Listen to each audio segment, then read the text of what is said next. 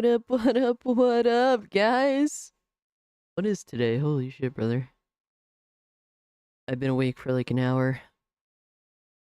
What's up, everyone? Happy, Wednesday. Holy shit.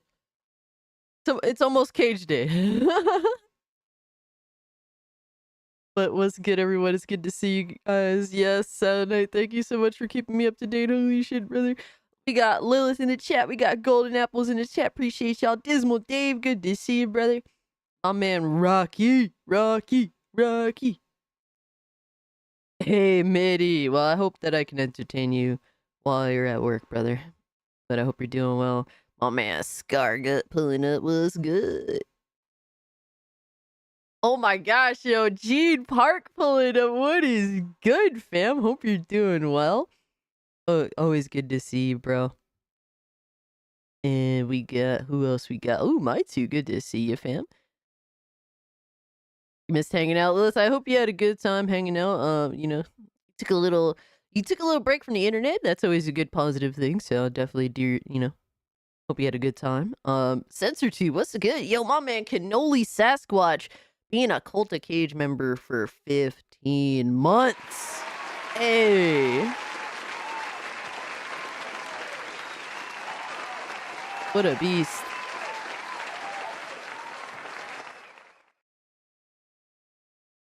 Gene says, good seeing you too. Appreciate your content. That is, how do you say that? That humbles me quite a bit. Thank you so much, Gene.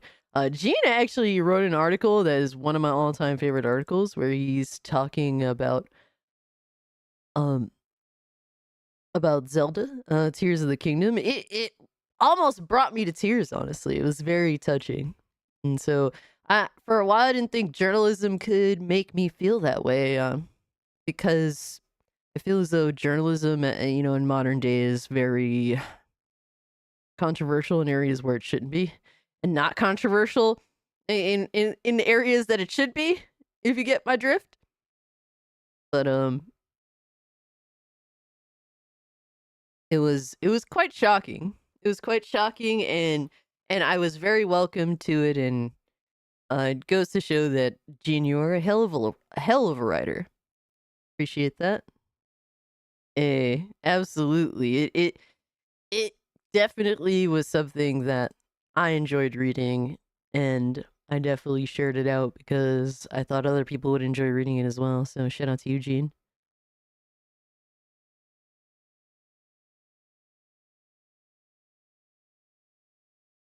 Oh no.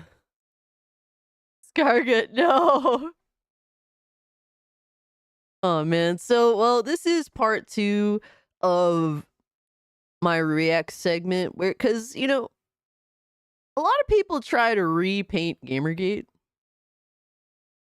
And they try to repaint Anita Sarkeesian. It's crazy, and it's interesting to see people try, I guess, at this point. So that's what we've been watching. Gamer from Mars, and it's over 9,000. Hey, my man, Javi. Journalism is about hit pieces. F asterisk asterisk asterisk N. And the shame is that it doesn't have to be, and the shame is that there are a lot of good journalists that do want to write good stuff, like stuff that people are interested in, stuff that they feel passionate about, but it does get overshadowed by hit pieces or whatever have you. It does. It's unfortunate. It's unfortunate. Gene Park makes me believe that there are good journalists out there because he is one of them. So if you never checked out any of his articles and you're interested, definitely I recommend checking out what Gene Park typically is writing. Gene says, I met Anita. Wapo made me do a panel with her. I was not happy. Oh, no! No, Gene! Oh, man. Jeez. Talk about, I think we all have jobs in which we're at times forced to do things that we don't feel comfortable with or don't like. It's kind of the norm, actually. Sometimes that's for everyone every day. And I can relate, sir. I can relate. Thankfully, my job, I get to be all by myself for almost 8 hours, and then I go home, and it's amazing. So, I realize that other people are not so lucky.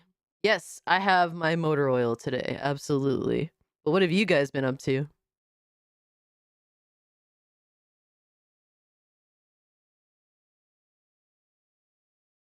Yo, Dragoonite, what's up, fam?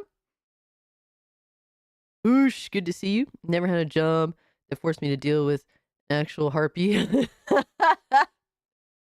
Oh man, dude, that's crazy. Hey, Aaron, good to see you, my guy. Collect Collected my ninth and 10th CRT TV. Wow, so you're prepared. Bro, you're prepared for when shit hits the fan. That's what's up, though. Been working away on my game. Ooh, what game? Golden Apples? Getting shit. Facing ketchup. Oh my god, Lilith.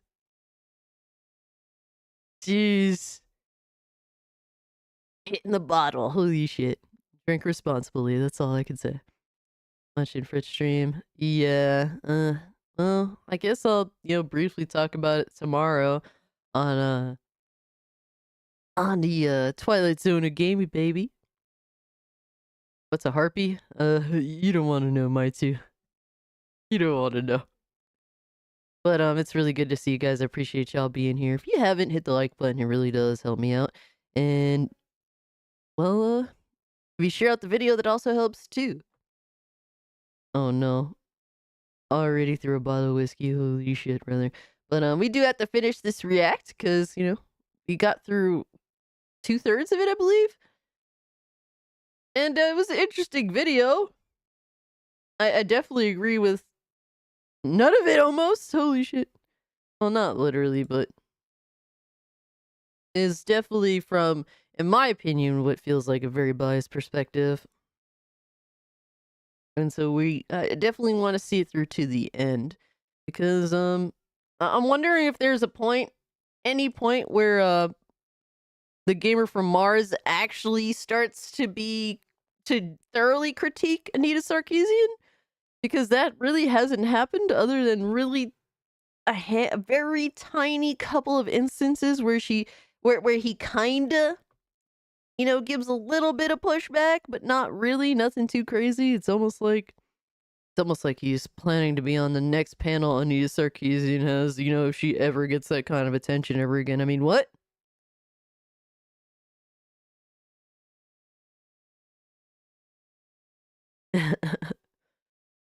Let's pull it up. Let's see what we got. But I couldn't believe some of the shit homie was saying. It is kind of wild, man. But we will see it through to the end. So to continue on, the most hated woman in YouTube history, from the gamer from Mars, who actually admits to having not played through an entire video game in over 2 years. Holy shit. That still wowed me. I'm like, what? Yo, that is crazy. And you could play, dude. One of the games that I beat this year was Little Kitty Big City. It didn't take that long to play it and beat it. It didn't take that long. Jeez, man. But we're at the 57-minute mark. And let's see what's up. I heard it said that in the game of patriarchy, women are not the opposing team, they are the ball. For many, this cemented Macintosh as the puppet master, with a detailed video compiling the evidence. This critique showed even more examples of Macintosh saying something and Anita parroting it shortly after. It also showed some clear hypocrisies. In the past, Thunderfoot criticized the duo for calling Christopher Hitchens a racist warmonger 2 days after he... So I'm assuming that Christopher Hitchens is indeed the debater who, I think he's an atheist debater, if I'm not mistaken, right? I could be wrong on that. Gene says, I actually didn't know what Gamergate was back then. I was checked out of gaming at the time. That's why you never hear me talk about Gamergate. Yeah, with me, I vaguely remember Gamergate. Like, there was a point where towards the end, it was kind of really thing that YouTubers were constantly talking about, and, uh, clearly I picked a side, because, whether people want to acknowledge it or not in the journalist community, there was an ethics issue in journalism. Now, I think that both sides of Gamergate were extra as shit. I don't think that the people that became big names in opposing Anita Sarkeesian as well as everyone else on that side of Gamergate, they clearly were not at all like, good people either by any means. It's one of those things where I agreed with the overall sentiment of ethics and journalism in the gaming space. Um, but I also wasn't crazy about the people that got really famous off of Gamergate either by opposing Anita, because the big people involved weren't really even gamers, and I really prefer to have like a grassroots issue discussion with people that are actually involved in the space that's under, I guess, attack or whatever have you, whatever Anita was trying to do. Grift, really, but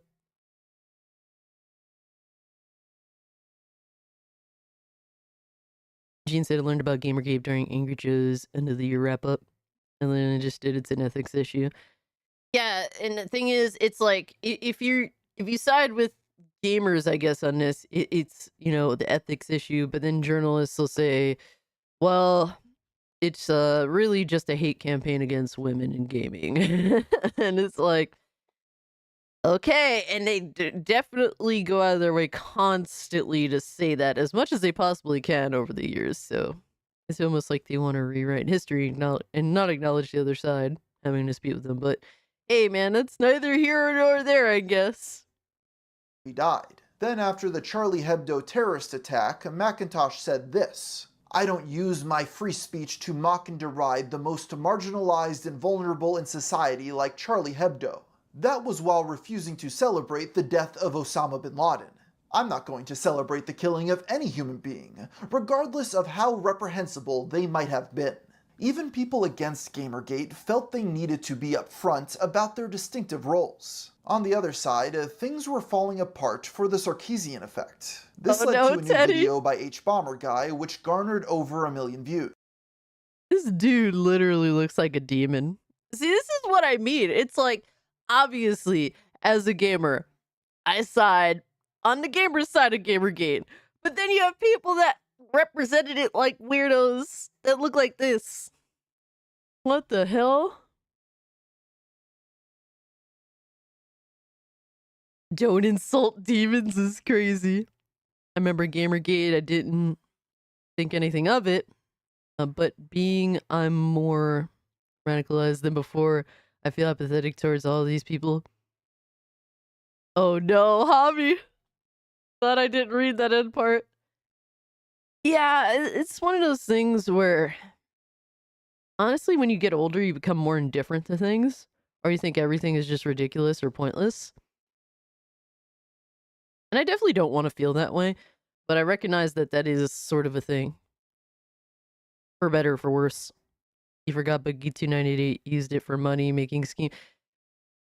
Boogie2988, if I remember, cited on the wrong side of history, if I do recall correctly. It's so unexpected that someone wouldn't want to get along with someone who says things like this. You're a Even feminist frequencies That's crazy, dog. Yo, YouTube at one time was wild, man. Wild. It was the wild, wild west. I mean, the internet back then was the wild, wild west. Fucking crazy. most ardent critics turned against the Sarkeesian effect, with What's up, Elliot? Thunderfoot calling it a Expectations, good reality-bending to see you. fail. It was hard not to, given how bizarre some of Norris. their criticisms were. Appreciate They the haven't work, said brother. anything about it, but you might also notice that she's learned to smile like a white person. If you look Oh, at that's a big wide mouth grin? yeah, if you look at her, Oh, her no, don't! genuine Meanwhile, What the hell? What are we doing? What are we doing? Bro, that's crazy. What's really insane is that he has not yet. We're an hour in almost. He has yet to actually bring up any discussion revolving around the actual issue at hand, like the average person, or like the sane person that has the, well, I'm questioning the ethics in journalism here. Like, it's just like, well, there's Anita Sarkeesian and I'm siding with her, and then here's all the absolute fringe motherfuckers that I could find videos on still to this day. Yo, I'm Quiet Cries. What's good, fam? Why does he look like a 2024 lesbian queen? Oh my god. Drag queen? Oh man, y'all are goofy as hell. Well, Anita started a series about positive female characters in video games. That year, she was included in Time's 100 Most Influential People by Will Wheaton. Oh my god. More like Time's 100 Most Miserable Human Beings on planet Earth. And they label her as gaming's feminist advocate. Wild. The time is relevant. Yo, I love your takes, Gene. Holy shit. And he said Anita Sarkeesian has played video games her whole life. Lie in the first sentence. She has even said she hasn't played video games her whole life. Where, like, when they write this stuff, do they just make things up? Or do they actually have a discussion with the influential people? She couldn't have been that influential if they can't even bring truth to the table. Holy shit. In 2012, after observing that women represent about 40% of the gaming audience, she launched a crowdfunding campaign, Tropes vs. Women in Video Games. Well, she admitted to doing that so that she could make money off of her videos. Web series that would explore 5 common and recurring stereotypes of women characters in video games. She hit her goal of 6,000. What in their eyes makes her one of the most influential people? The fact that she's a cunt and a pain in the ass? All because she wanted to have a conversation about the way women are portrayed in video. Oh my god. Oh. You know what? Not that I'm asking, all right, to be in a spotlight that I don't need nor deserve. But where are women like me out here that don't play victim? You know what I mean? Like, where the fuck are they when it comes to being recognized?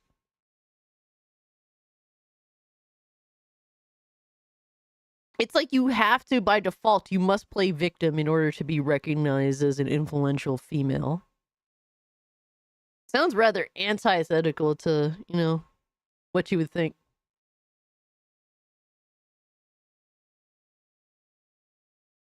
Yeah, Anita got a beak on her. Holy shit. Yo, my man, censored pulling up. Appreciate you being here, brother. Is it me or just Sarkeesian look? Oh my god.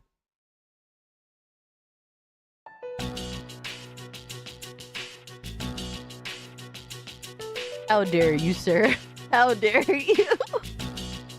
Terrible. Terrible. We're putting you in prison. Matter of fact, we're putting you underneath the prison. You better watch yourself because, you know, your phone just might fucking explode. I'm just saying, dog. Not to get too crazy with it, but shit.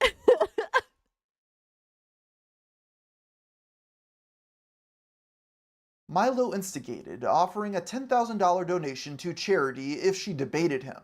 He then made a quiz challenging readers to guess if quotes were from Anita or the disbarred lawyer Jack Thompson, known for going after gaming in the 2000s.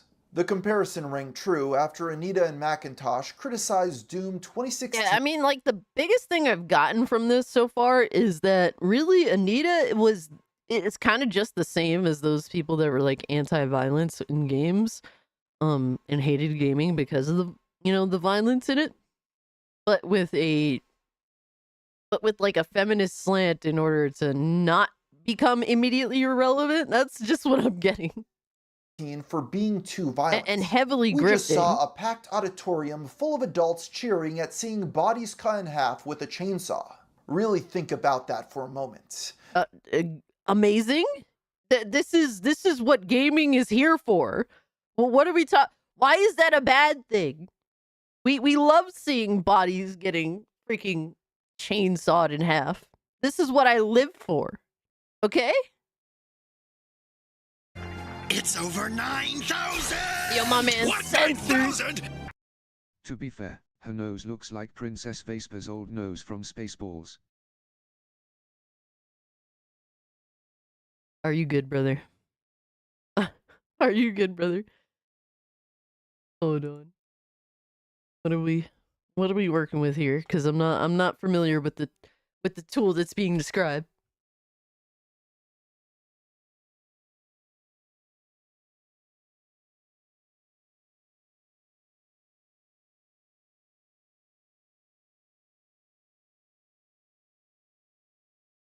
What?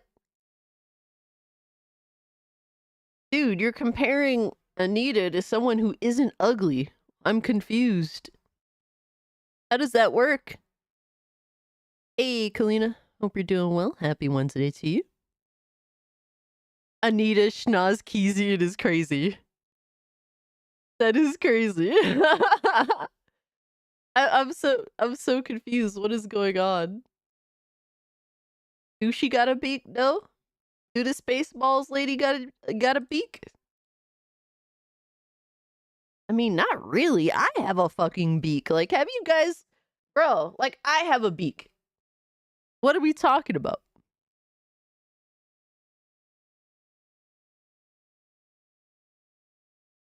It's more like... I guess it's more like a snout. Anita definitely got a beak. She definitely looked like she got like an eagle beak. I have more of like I have a more Hispanic nose, I should say. My man, Lazy, what's up? Yo, Dax texted Cass's beak is the strongest. This is crazy. Oh man, it's good to see you guys. Hope y'all are doing well. Appreciate y'all being here. But yeah, she definitely got a beak. That is reality right there. No, MIDI, do not do that. You do not have to do any of that. But I appreciate you and I love you, brother. Think about it without getting defensive. No one wants to ban Doom, but what message does that send to the world about the gaming community? Nobody gives a fuck about the world when it comes to gaming. Matter of fact, the world can just stay the fuck out of gaming. We don't care. We just want to chainsaw motherfuckers in peace. What is so hard about that? Like this whole, every time they bring up the whole violence in video games, it just makes me want to cause more violence in video games. Like, nobody cares. We oppose your fucking ideological way of thinking. We oppose your well, we have to police entertainment because of crazies that the FBI won't investigate to begin with. Like, I don't give a fuck. Please leave us alone. Like, I'm just tired of outsiders trying to police gaming. Fuck off. Nobody's stopping you from watching I don't know, like nobody's stopping you from watching Death Wish, all right? And I saw Death Wish as a kid. Mind you, I had to cover my eyes to the first act because you know anything about the original Death Wish, shit. But nobody's stopping you from watching that or watching all sorts of other stuff that's not video games that happens to be extremely violent. It's over 9,000! What, 9,000? Talk about live and let live. Yes. To let him in the door. And nobody did. Matter of fact, the door was never opened for them. It was locked. And they're still standing in front of it acting like they're not weird. Oh my god. Nissan says Cult Classic Cage calls for more violence in gaming communities by Gene Park. Oh my god. It's over 9,000! What, Oh, 9,000? Remember when there was a study that found that people who play violent video games are actually less violent? I remember. well, censored. The thing is, first off, shout out for the 5. Totally didn't have to, but very nice of you. Thank you. But the thing about that is there's been multiple studies. There's not just one, there's many that shows that there is no direct correlation between the two. But motherfuckers still continue to run with the same bullshit.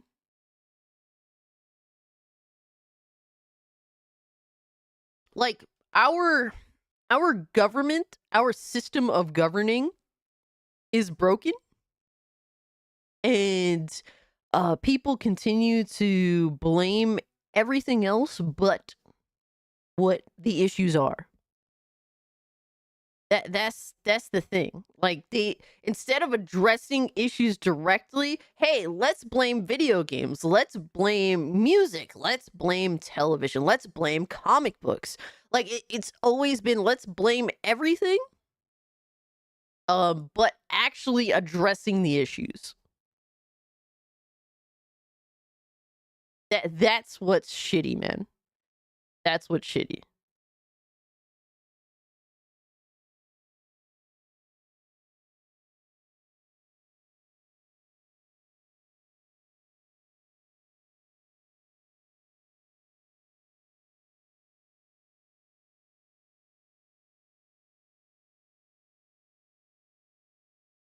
Oh man, Glitch. Oh fuck, dude.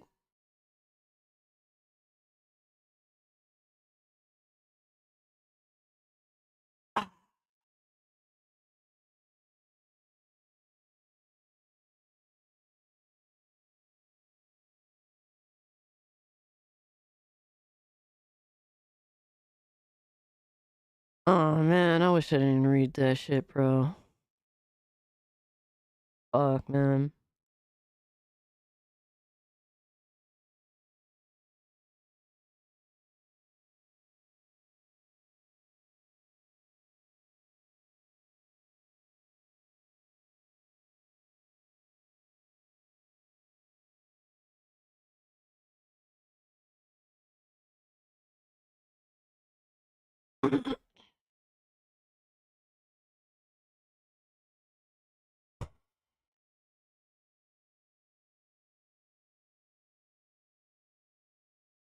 Did anyone announce it on Twitter?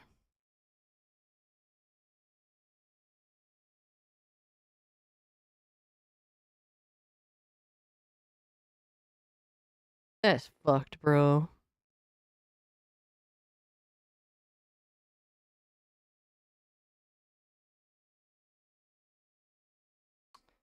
So, I just found out that one of my homies died.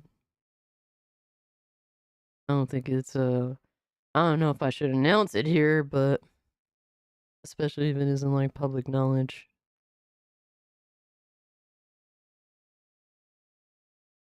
That's fucked, bro. Yeah, Gene, I appreciate it, man. That fucking sucks, dude.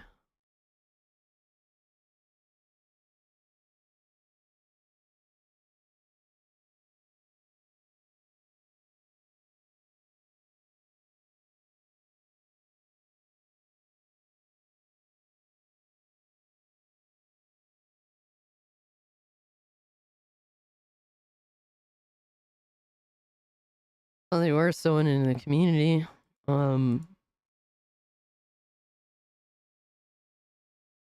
That fucking sucks, man. Fuck. Yo. That.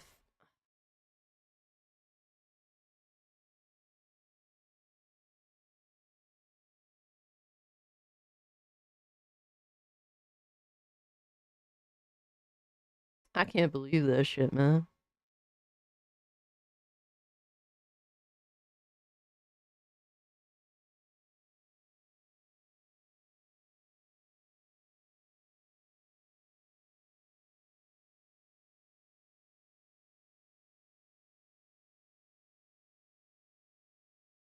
Rest in peace, my boy Big Mike, man. That's fucking rough.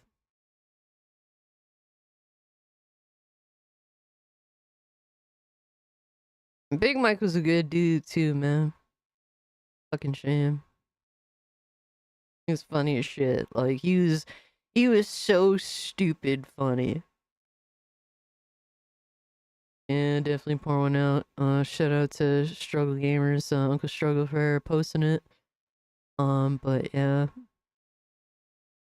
You talked to him, please chat. Yeah, if you ever pulled up to Solidcast to talk, you know, a lot of time Mike was there. He was also on the platform podcast, and he was always like the jolly, fucking happy, silly, fucking stupid, funny guy all the time. So yeah, I appreciate mine too. You know, it's not about me, but yeah, it's super unfortunate, and I wonder, you know, wonder what happened. 'Cause he seemed to be good. He seemed to be chilling. I was hanging out in a party chat with him like a few days ago, I believe, if I'm not mistaken, and that's unfortunate, man. Like, ugh, it sucks. Yeah, Dragoon Knight, absolutely. Yeah, Dragoon Knight knew him. A lot of people. I'm sure there's definitely, you know, a lot of my homies chilled with him. Life ain't fair for sure. Life ain't fair for sure, man. Yep, he was on one of the Too Real for Feels podcast episodes with Uncle Struggle. I appreciate that, Scargut, but yeah, I'm glad I got to do that podcast with him. He was like, "Fuck it," like I asked him, like, "Hey, you in Struggle down to do the podcast?" He's like, "Fuck yeah!" Like I'll love to be there, and he pulled up, and he was funny as shit as he always is, and sip of coffee for Big Mike.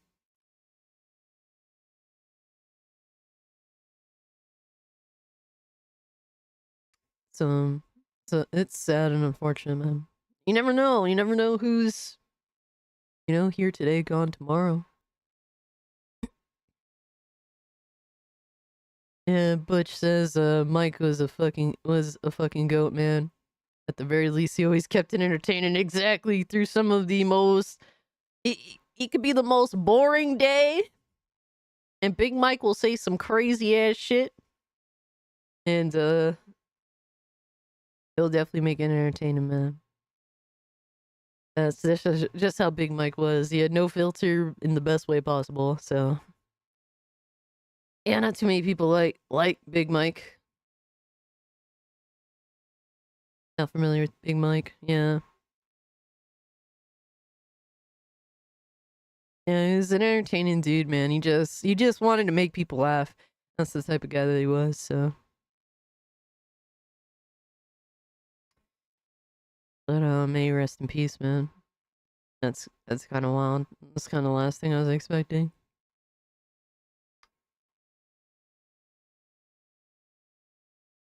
Mine too says, I lost my best friend 2 years ago when I was 12. He got hit by a van after leaving my house. Still miss him a lot, man. My condolences to you. Yeah, stuff like that, you know. That's rough, and I sympathize with your situation, my too. So Teddy says Big Mike was the reason I started YouTube back in the day. Teddy, you knew Big Mike?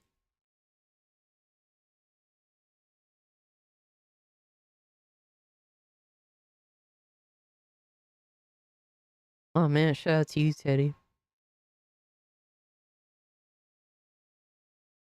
Yeah, I appreciate that, filter. Yeah, you know, not to harp on, you know, like you know, sad vibes and all that, but yeah, I just thought I'd, you know, I know there's a lot of people in my community that did know him, so it's good to at least let people know, so that they know. But yeah, that's that sucks, man. Rest in peace, Big Mike. No worries, Lilith. It's fine. Used to talk about gaming back in the day. Hell yeah, that's what's up, man. That's what's up. Yeah, I knew Big Mike for a couple of years, and he was always cool with me. He would always say some wild ass shit that would catch me off guard, but it'd be funny as fuck because of that. So I definitely will have positive memories of Big Mike for sure. Yo, Aaron, that's facts. Big Mike would want us to keep on laughing facts, man.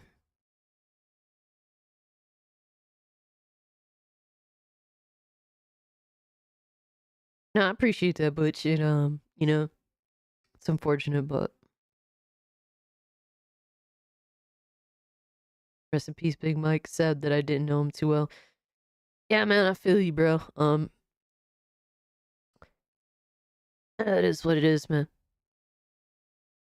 It is what it is, but like I said, you're always welcome to go watch the podcast where he's featured in, or there's plenty of content. He had a YouTube channel, so, or he's been on the platform podcast as well. He always does some crazy ass shit. They have clips. There's plenty of clips on the Twitch platform podcast if you want to check them out.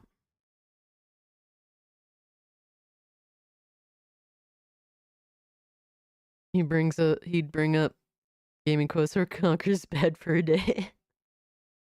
Oh man, yeah, that's some good memories, man. Honestly, that's what life is all about at the end of the day.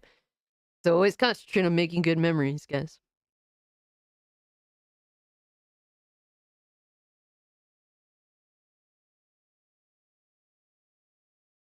But let's continue, man. Jason Martin, an employee at id Software, mocked them on Facebook. This resulted in attempts to get him fired. The next day, anti-feminist frequency posters appeared around E3. They were quickly losing charitability, with some of their takes going beyond parody. That didn't stop John Oliver from referencing her treatment by police. Listen to how these women were treated when they spoke out against what they saw as sexism in the video game industry.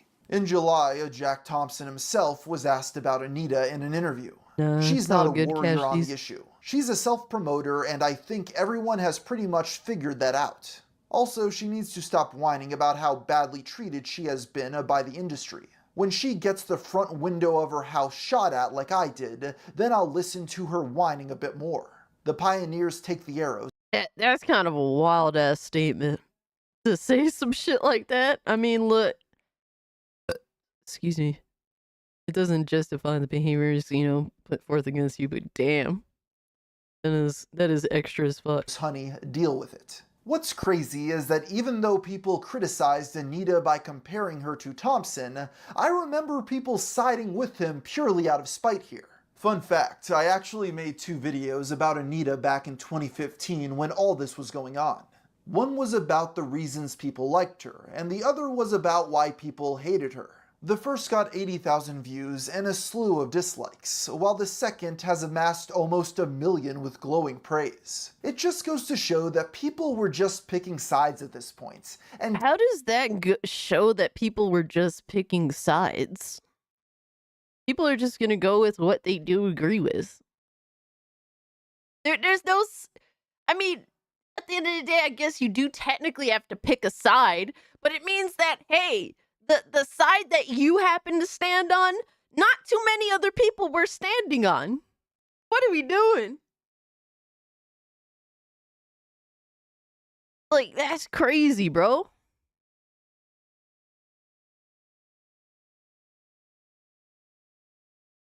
didn't actually care about anything else. Exactly, The Mitty. Of last course, we episode saw of the season gamers. 1 of Tropes vs. Women was uploaded on September 14th.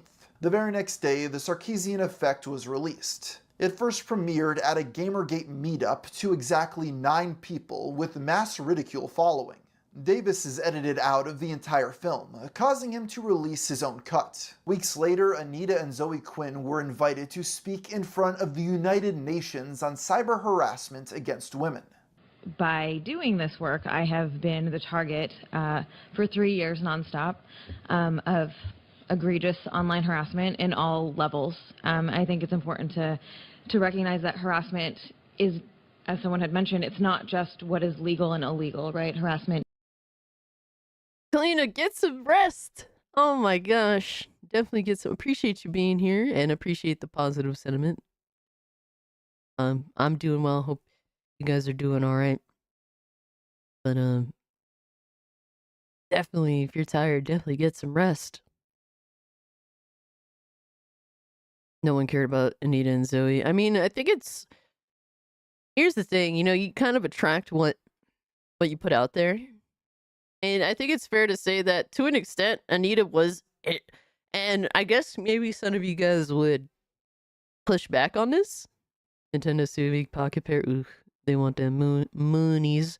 But maybe you guys would have some pushback on this, but at the end of the day, Anita's just a pawn to push like a grander perspective or something that other people want, in higher places.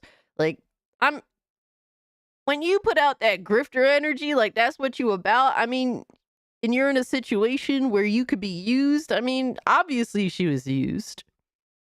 She was basically used as a meat shield for everyone to basically throw stuff at. While other people were making their own way in the industry and forcing their own bullshit, you know what I mean? So she was definitely used. But she also benefited from being used, so kind of just go along with the program, I guess.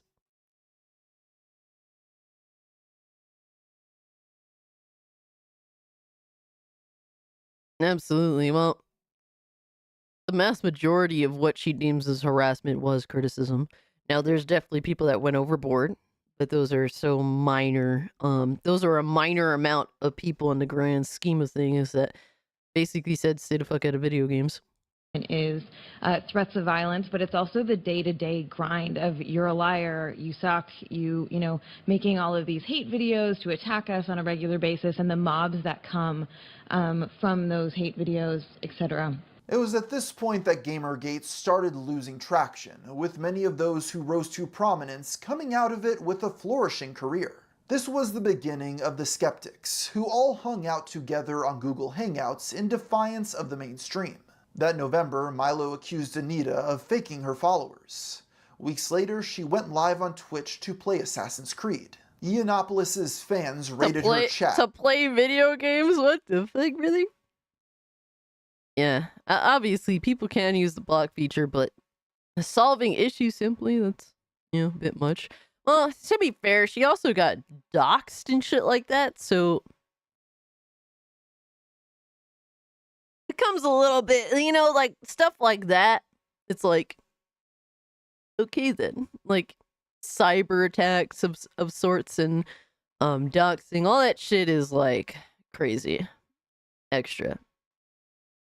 You're a liar, you suck is not harassment exactly. That's with the phrase Big Milo. Harassers have descended. I think we're close. It was during this stream Jim recognized one of her moderators as a registered sex offender. Hey, guess who Anita Sarkeesian has as a mod on Twitch? Oh god. No. You're gonna love this. A convicted pedophile. What? Who is it? What? Yeah. Apparently Valis is a mod on her Twitch stream. In case there was any doubt, Valis posted this picture of himself after the stream. To all my jealous haters on— Oh man. He's named after a old school video game that has nothing to do with his fucking whack-ass behavior. Twitch and YouTube, you have no power here. It's unclear how this offender became a mod, although footage he submitted to World of Long Plays appeared in Tropes vs. Women. He was subsequently fired, although she never addressed the matter publicly. In December, Macintosh posted a video to Feminist Frequency called 5 Ways Men Can Help End Sexism. He shared outtakes on his own channel, Rebellious Pixels. They were experimenting with other hosts and expanding to general game reviews. They also launched an online harassment safety guide with women action in the media. While Feminist Frequency clearly had big things planned post-Gamergate, a breakup would hinder this progress and lead to the company seeing its painful demise. In January 2016, Anita posted an update to her Kickstarter. Tropes vs. Women was coming to an end after its second season. It comprised 8 new episodes in a new format. The first was uploaded that day about strategic butt coverings. Curiously, Macintosh was no longer credited as a writer or producer in Strategic butt coverings is a crazy fucking title. I mean, got a little bit of bad news, man, but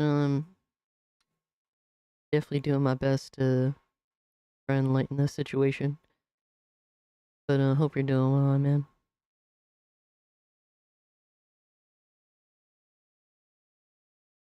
Was taught to report if things get out of hand, especially online. Absolutely. Like, I definitely, anytime some crazy shit happens, I definitely, do what you gotta do. Especially with people that are crazy as fuck. Like, honestly, I think that people let a lot of craziness just go by up until you can't avoid it anymore, sort of deal. And I'm talking about people that are legitimately insane and everyone recognizes it and just kind of writes it off, sort of thing.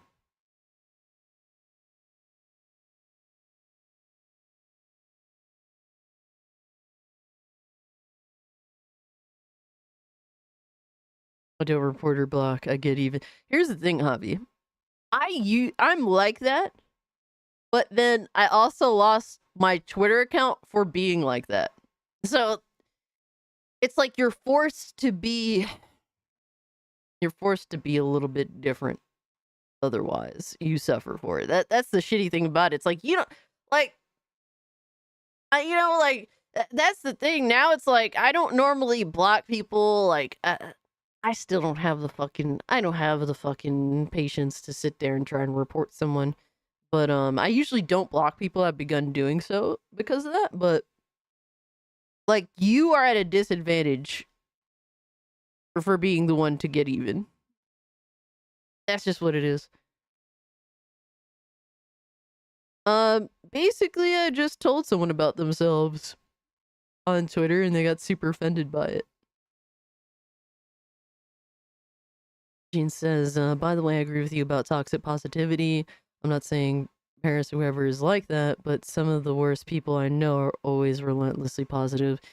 Yeah, like, it's one of those things where, like, it's like, I didn't want to... The issue I have with Paris is that him and Dream, like, what did Dreamcast guy do besides admit openly that he's a grifter so people know that he's a grifter? And then go on to, just have bad takes on gaming. Like, what did he do? It's not like, like, to sit here and try and go out of your way because he said some nasty things about Paris. Don't get me wrong, like, vaguely nasty, but we all made fun of him for it. And we all absolutely stomped him into the ground. But you're not, it's the internet. People talk shit about people all the time. Like, to go out of your way to try and cancel somebody from their gig when, like, arguably you do the same thing. Like, it's crazy to me. It's crazy to me. And I just don't, that's the one thing that made me say, fuck it, I'm gonna speak up. Because to me, I see a lot of positivity peddlers, all right? With the peddling that fake positivity. There's tons of them. Normally, I just let shit rock because at the end of the day, people know. People know, like, we know what you're doing. But when you go out of your way to try and ruin other people's gigs, it's like, but you're a bullshit artist in your own right. Like most other people out here, it's like, that's the only reason why I spoke up, man. It's like, at least be fair across the board. Exactly, man. And I'm glad that, a lot of people just ran to defend Paris, and there's no convincing them. But I'm glad that other people, recognize, because it's like, when I was getting dumped on by all of these fucking crazies, I was like, do people really not see what the fuck is up? Like, am I the one that's crazy? You start to think, am I the one that's crazy? Because everyone else is attacking me or whatever, internet, Twitter attacking me, whatever. And it's like, okay, it was a reality check. Okay, thankfully, I'm not crazy. People actually do notice this shit. Thankfully, I'm not the only one. That's the only reason why I said something. Otherwise, I would have just let the shit rock. That's just me personally. Because we know what it is at the end of the day. But I appreciate you, Gene, for letting me also, letting me know that I'm not crazy. Any of these videos. In an email leaked by BuzzFeed, a former Slate writer claimed Absolutely they broke handled up it poor well as shit. over a year ago. Macintosh rebranded his channel to Pop Culture Detective. His first video under the pseudonym was posted. Well, Paris is just super safe, my dude, because he doesn't want to fuck up his cushion. So whatever is socially acceptable, he's just gonna go with. That's all it is. Like, you know what I mean? Like, we know what it is, man. We know what it is. Oh my god, this fucking show. What the hell is this show? Fucking trash. Posted in July, and Steven not Universe, long after, yeah. he surpassed all of Feminist Frequency's metrics, now sitting at over 1 million subscribers. Many noticed similarities between Any his shows videos with that and the art first style, I'm season just of done Tropes vs. Women. immediately. In contrast, season 2 received harsh criticism, even from fans. There was even a thread on an anti-Gamergate subreddit that asked, "Have Feminist Frequency's takes been getting worse?" It was a catch-22 of Anita Sarkeesian's work, yes. You didn't want to flat out condemn her because gator assholes going after her for daring to be a woman talking about video games. Gene says, actually appreciate your perspective, even if we don't agree. I always see where you're coming from. Always reasonable in my opinion, and I try to at least communicate my perspective, and we, Gene, you're in like a different side of the aisle, so like how you see things is definitely going to be different from me. But the fact that we can like see things in certain ways like similarly, and sometimes we don't, and that's understandable because we're from two different sides of, I guess, the industry and whatnot. But I appreciate that. No, it's I try to at least, and while I'm definitely not the most articulate person, especially when I just don't give a fuck sometimes. Maybe, not, no fucks at all, but maybe I should at least give one or two. Yeah, it's, I at least do my best to try and get my point across, whether people agree or disagree. Because I don't just say things just to say things. Like, there is a reason, and I try to communicate that. I'm not too crazy. I think too many journalists think they're on some side or another. I mean, yeah, I get what you're saying from that, but like, I can't relate to being a journalist because I'm not a journalist, like, but I guess you can relate to me at the end of the day. But you definitely see things from a perspective that I haven't seen, and I'm not gonna sit here and pretend that I see it, But I appreciate that, Gene. I relate to content creators, and that's cool. Like I noticed that a lot of journalists, a lot of them tend to feel like they're too good, too good to feel like they're part of gaming or the community and whatnot. It's like, you could smell that on a journalist fairly easily.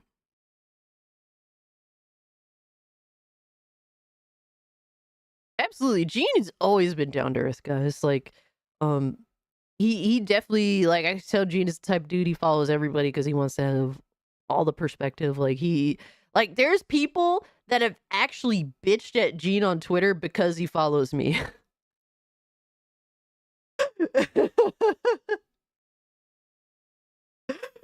and bro, that was like the funniest shit. And it's like, what do I do that's terrible? At the end of the day, bro, like, I'm a nobody. Like, I'm not gonna pretend that I'm a somebody. I just say what I say and that's it. Like, nothing crazy. You've seen those tweets? The internet's just a funny place, man. Means you need to support her. And yet the things she says, they aren't things I generally agree with once you get beyond the Feminism 101 stuff. She seems to hold that feminism is synonymous with pacifism, for example, which I utterly disagree with. That February, Twitter launched their Trust and Safety Council, hiring over 40 organizations, including Feminist Frequency. A week later, Anita returned to Santa Monica College to kick off Women's Empowerment Month. In the past, Macintosh mocked the idea of feminist media criticism being a lucrative. Hot take. Women that demand to be acknowledged need to be acknowledged less. Endeavor. But a campus paper revealed Anita now had a $20,000 speaking fee. The info was removed after critics. Damn, bro, but it's not a grift, guys. But it's not a grift. Yo, that's crazy. Took notice. Additionally, using their numbers, it was calculated her org brought in almost $1 million over the past 2 years. This led many to question how it was used, with $40,000 spent fundraising in 2015. It's pretty hard not to lose charitability I'm in the wrong as business, time goes right? on. You're not lying, bro. I want a $20,000 speaking fee. I'll be on the fucking corner begging for change in no time. Oh, man. Anita appeared at several events that month. Oh, obviously Gamer she refused to X3, take where questions. she said this. Absolutely. We need to put pressure on them. She won't even turn her We comments need to on. either make them fear in some way that they're Absolutely, I want that to they're not, grift. that they can. I haven't brought myself to do it yet, Javi. That they're not going to sell their game, or they could sell their game more if they did this. That somehow challenging them and making them feel like they have to do this. It seems apparent that after Macintosh left, the focus of Feminist Frequency became much less about video game analysis and more about soliciting donations, consulting fees, and booking venues. That March, Feminist Frequencies sponsored. Don't tell me he's going down the route of she started from a good place and then it went bad. Don't tell me that, bro. At least if you're gonna fucking pick a side, at least pick it entirely. Pick it clean. Crash Override Network, an anti-harassment organization started by Alex Lifshitz and Zoe Quinn. 5 days later, Anita announced she was moving on from gaming with a series about history's overlooked women. It was once again crowdfunded, asking for $200,000. In response, what? Yo, son, 200K? No. Bro, to make videos. Bro. That's crazy. What the fuck? response, TJ Kirk started raising money for the International Women's Health Coalition. Anita responded by calling him a very vocal and known harasser. Kirk ended up raising over $75,000 for women and girls in third world countries. For a while, the two were neck and neck until Cards Against Humanity creator Max Temkin donated $25,000 to Anita. It turns out they'd been closely associated for 3 years. That May, Neil Druckmann spoke about Anita's influence. It makes me glad I never played Cards Against Humanity. Can't stand him because he's a male feminist. Oh no. Are you talking about Amazing Atheist, whatever the fuck his name is? To make videos she already made? That's a good point. Yo! Dude, I just think that, like, extreme atheists, like, people that are obsessed with atheism and people that are obsessed with religion, and it dominates their entire life, I think both sides of that spectrum are just annoying as fuck and on a spectrum. It's kind of like when the holy rollers roll up at your door and they ring the bell more than 3 times. It's like, motherfucker, you rang it once. I don't want to talk to you. Leave me alone.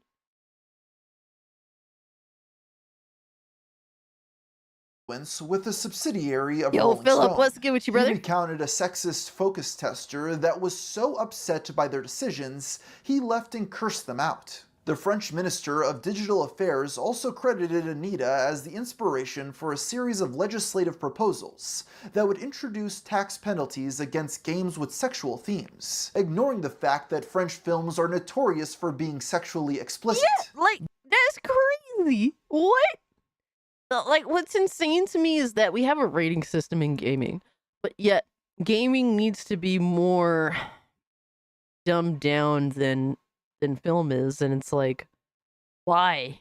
Like, it's so crazy how many more rules are held to gaming when gaming is more now than just a kid's toy.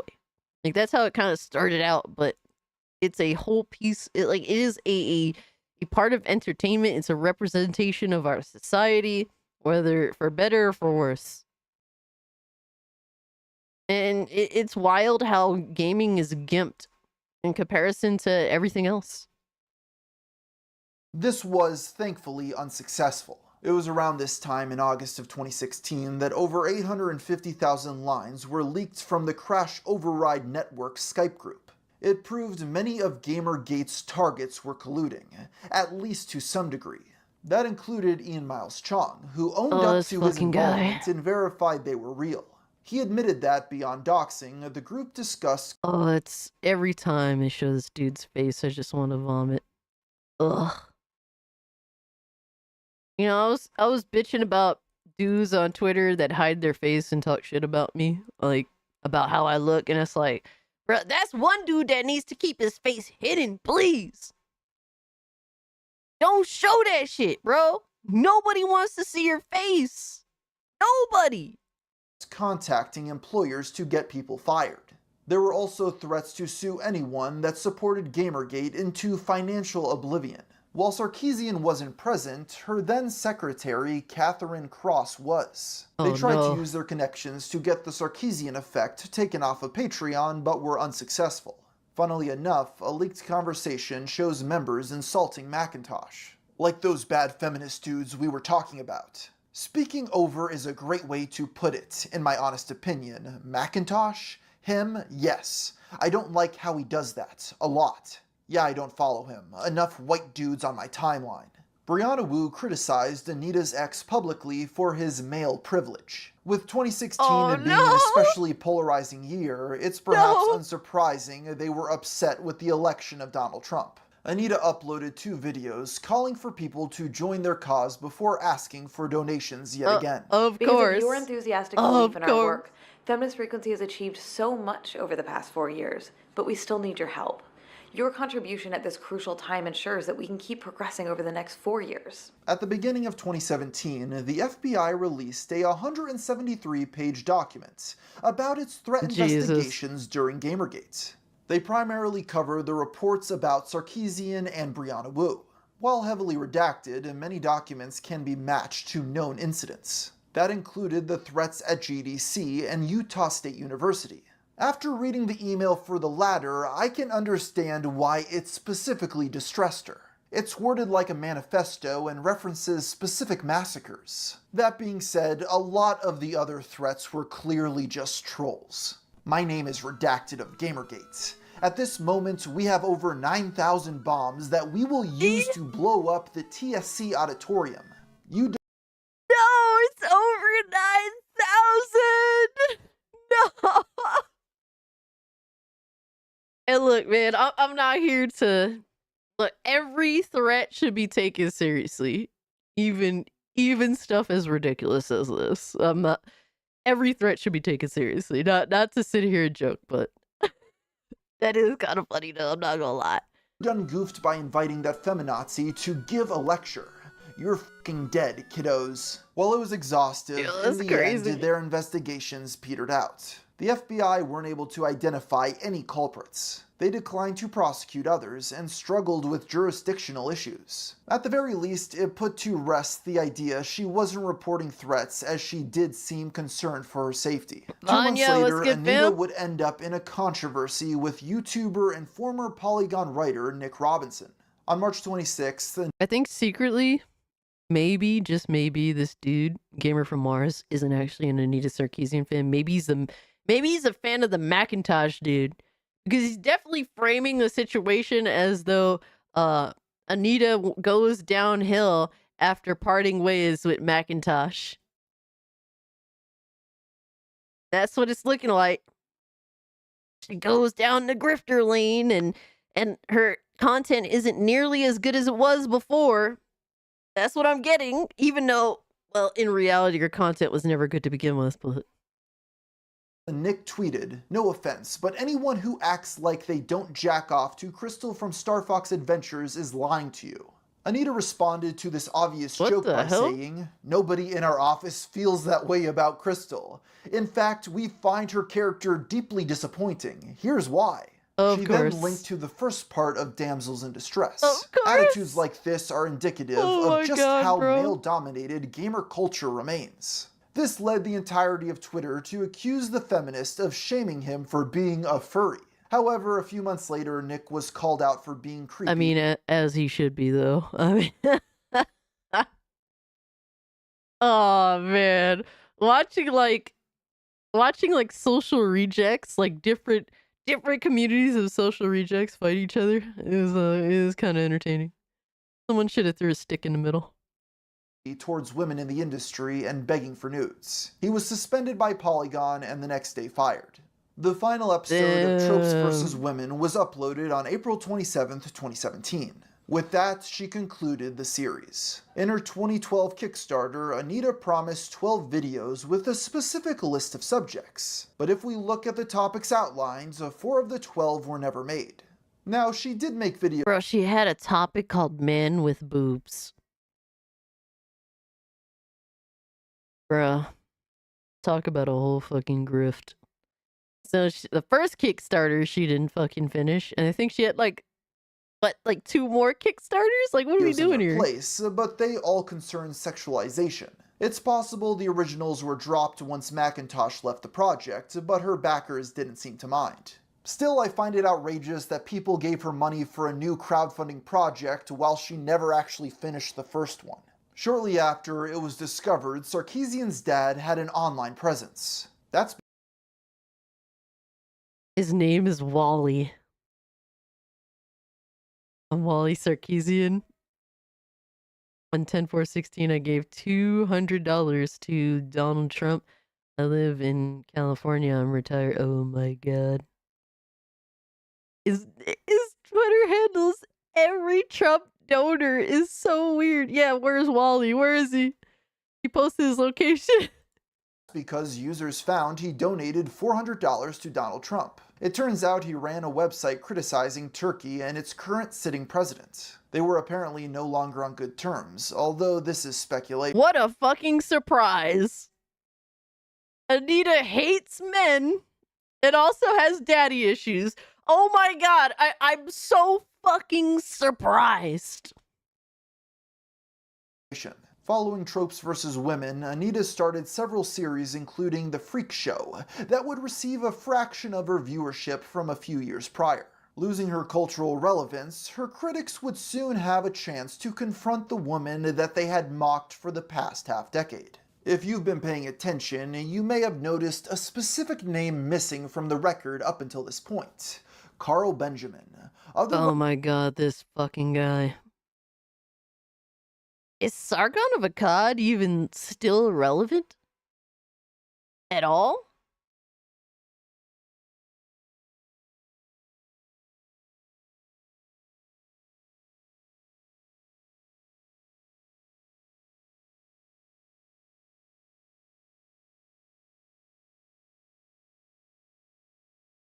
Oh my god, he still does make videos. I didn't even realize that. There's a political podcast called The Lotus Eaters.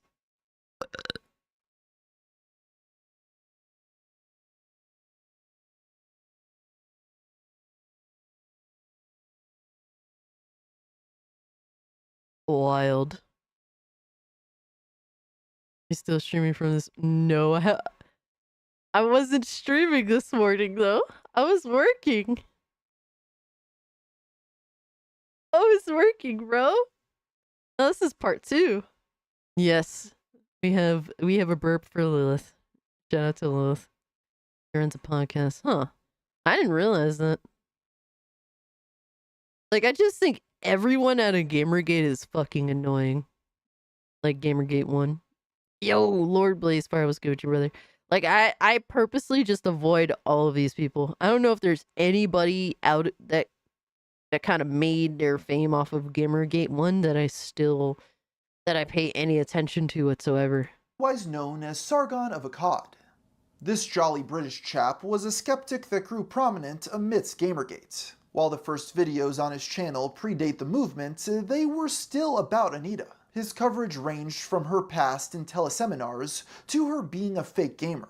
He also started This Week in Soy boy Stupid, from Mars, covering yep, we're whatever finishing it up. crazy SJWs were in the news that week. This resulted in him becoming one of Anita's most popular critics, doing crossovers with Milo, Jim, and Thunderfoot. By early 2017, his channel amassed over 620,000 subscribers. It should be apparent by now that Anita rarely responds to her critics.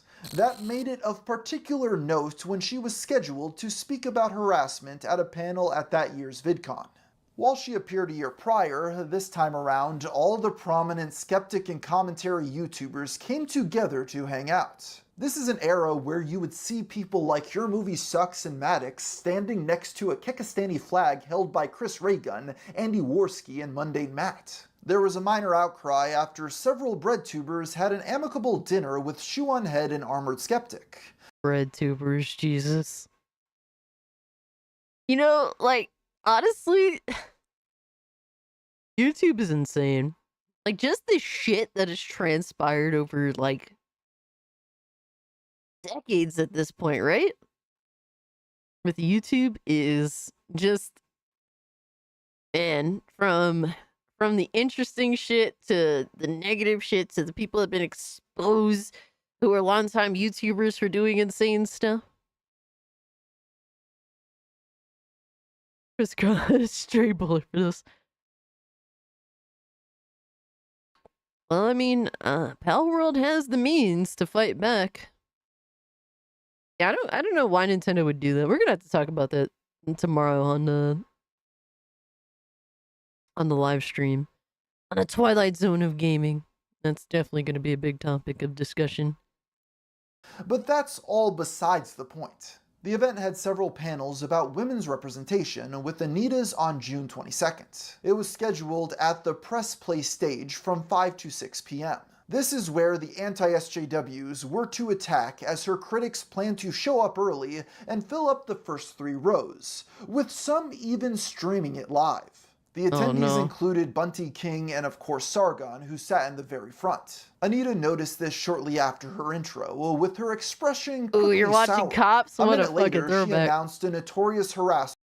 Yo, Dope Fett, what's up? Also, Shoe on His still getting my opinion. You know, Shoe on His is someone I will still occasionally watch. Like, she's one of the few women that I encounter that are actually funny, so shout out to Shoe on Head. Don't always necessarily agree with her, but she definitely is fucking hilarious. As in, agree with her all the time. Sometimes I agree with her and sometimes, was in the audience filming them. I could be wrong, but I think there's someone in the front row that is a notorious harasser of mine that's filming this panel, so I think it's important to keep having these conversations. They continued talking for the next 7 minutes, motioning in What a bitch. Oh my god. Oh man, it's fucking hilarious. his direction until she decided to call him a garbage human. If you Google my name on YouTube, you get shitheads like this dude who are making these dumbass videos that just say the same shit over and over again. It's like, I can't give you attention because you're a garbage human. Damn, yeah, I remember that. That was like a big fucking deal back then. Like, I think if people remember one thing about Gamergate, it was probably that. That went like ultra viral.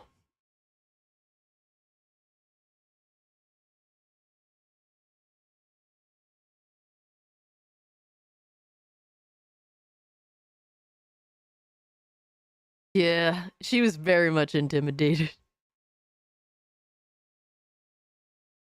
You want to see the true size of the crowd? Yeah, I'm actually curious as well. Whatever, dude. The hijinks didn't end there either, with Joey Salad showing up during the Q&A This to fucking argue guy. with them about harassment. Why do you guys act like only women face harassment online? Of course, Sargon capitalized on this by changing his name on Twitter to Garbage Human. Once again, the way that he's framing the discussion, like, just makes it feel very not objective, and this is clearly on purpose. Like, like, it's so like you're not even trying to be objective. Like the one thing that I give a lot of credit to Asmongold on is that he starts like when he reacts to something, you could tell he starts from a place of doing his absolute best to just hear out the video before he makes a decision on it. Like he's very reserved, and you do, whether he truly feels objective, like whether he's truly trying to be objective or not, you never know at the end of the day, but you could tell he at least tries to go about it from the perspective, I'm going to be as objective as I possibly can before I make a decision. And people may not always agree with that decision, but you could tell he very much tries to hear out and speak from at least starting out from an objective basis and then make a decision. And yeah, Asmongold is great because of that. And there's a lot of people out there that'll think that he doesn't like he won't take sides, and it's like that opinion tends to come from people who, well, already have chosen a side. At least from what I've seen, like people that have already chosen a side are kind of like extreme.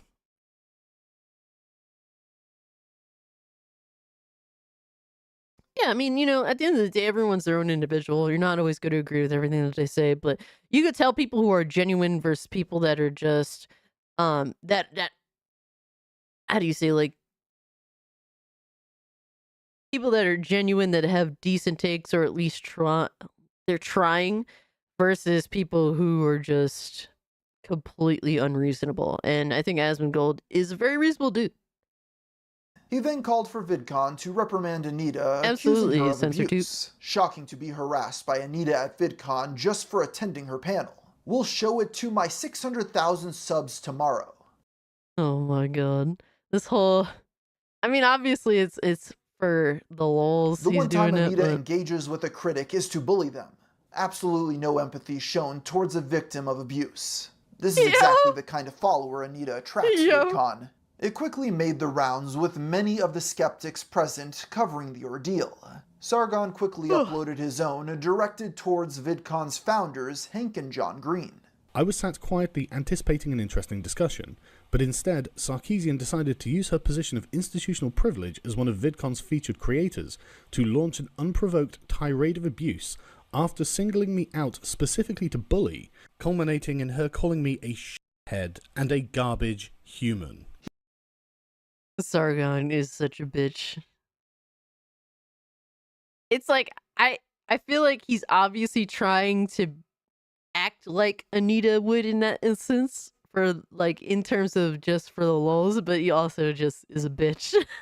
He pointed to the event's code of conduct, arguing her actions constituted harassment. He then goes on to explain his favorite part of the event, meeting his favorite creator, Yeah, he is playing their game, you could tell. Being abused by Anita Sarkeesian was understandably my least favourite part of VidCon so far, compared to the highlight, which was bumping into my favourite content creator, Boogie2988. He mentioned this. Oh man, well, that didn't age too well, huh? Out of all the fuck shit, that definitely didn't age too well. Because Miss Sarkeesian was set to appear on another panel with Boogie about cyberbullying. He called for people to petition the co-founders over email in order to have her removed. For this reason, I am formally petitioning VidCon's co-founders, Hank and John Green, to remove Anita Sarkeesian from the cyberbullying panel on Saturday. The End Cyberbullying panel was scheduled on June 24th. It seemingly went without a hitch, although the comments compared her to having Adolf Hitler on a diversity panel. That's crazy. Oh my god. Anita finally responded 2 days later after the event was over. She argued that, contrary to their stated intentions, they were there to intimidate her and put her on edge. She also said the No, that is facts. Like, you could tell that he is doing that, but he also still just looks like a bitch. And it's like, when it's coming from a dude, Like, either way, like, even if it's a chick doing it, they come off as a bitch. If it's a dude doing it, he's gonna come off as a bitch. And I get it. Yeah, he's just kind of doing the same shit that Anita would, but I don't know. I just can't. As a female looking at a dude doing that, it's like, definitely don't look like a man, brother. Assault wasn't comparable to his entire online career. This sentiment was echoed by outlets like Polygon and the Mary Sue. That same day, Sargon appeared on Joe Rogan and relayed his side of events. Rogan clearly had no idea who this guy was, as he was only able to get on through connections to other guests. Isn't that how pretty much, besides like people are super famous already, isn't that pretty much how it works? Okay. Have you not heard about this? No, dude, I'm insulated. Oh, dude, this is I live in the actually real hilarious, world. right? It's crazy. So Anita Sarkeesian, she spots me sitting in the audience, and then she starts freaking out. Freaking out. Yeah, she starts saying things like, "There's a constant harasser of mine, calling me, she called me a shit. She called me a garbage human. A garbage human. I did nothing to her." This is when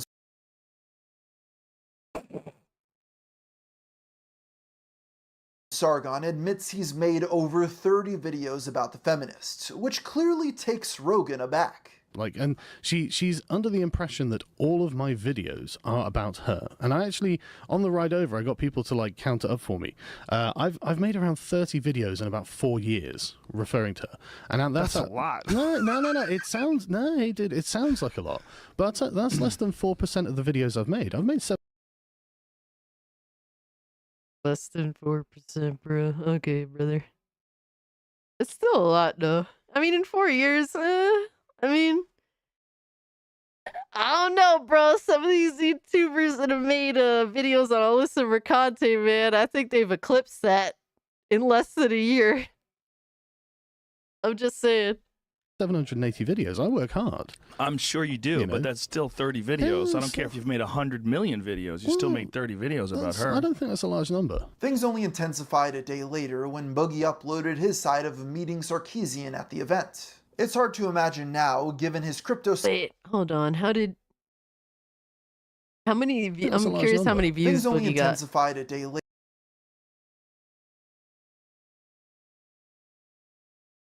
It doesn't say how many views he got. He got 48,000 likes. Later, when Boogie uploaded his side of meeting Sarkeesian at the event. It's hard to imagine now, given his crypto scams lying about cancer and face tattoos, but Boogie was viewed as the Mr. Rogers of the internet at the time. Dude, I think that's the most mind-blowing thing out of this entire situation. Really, Boogie... I guess it is kind of a good way to put it. Boogie was like the fat Mr. Rogers of YouTube. It's crazy to think that was a thing, but it really was the case for a long, long time, for many years. It's still a percentage. Boogie probably ate any and all context is crazy. He had 1 million views on it. Thank you, Scooby Doosh. Appreciate you, brother. Yeah, talk about, bro, being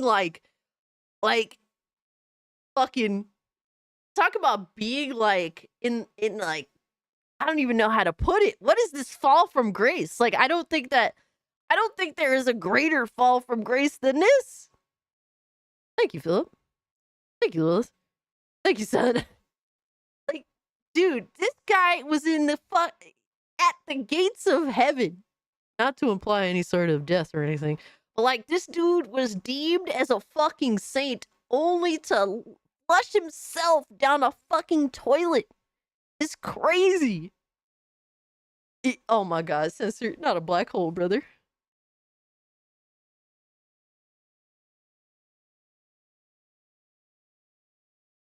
Yo, Rakita Law too. I mean, I don't think that's nearly as crazy, but that's also insane. It's wild. This is it was very definitely important huge toilet, context for what happens next. Boogie explains he was so afraid of upsetting Anita, he spent... Review Tech has always had, how do you say, a a mean streak to him. He's always had a bit of a mean streak to him, so it's not as shocking. And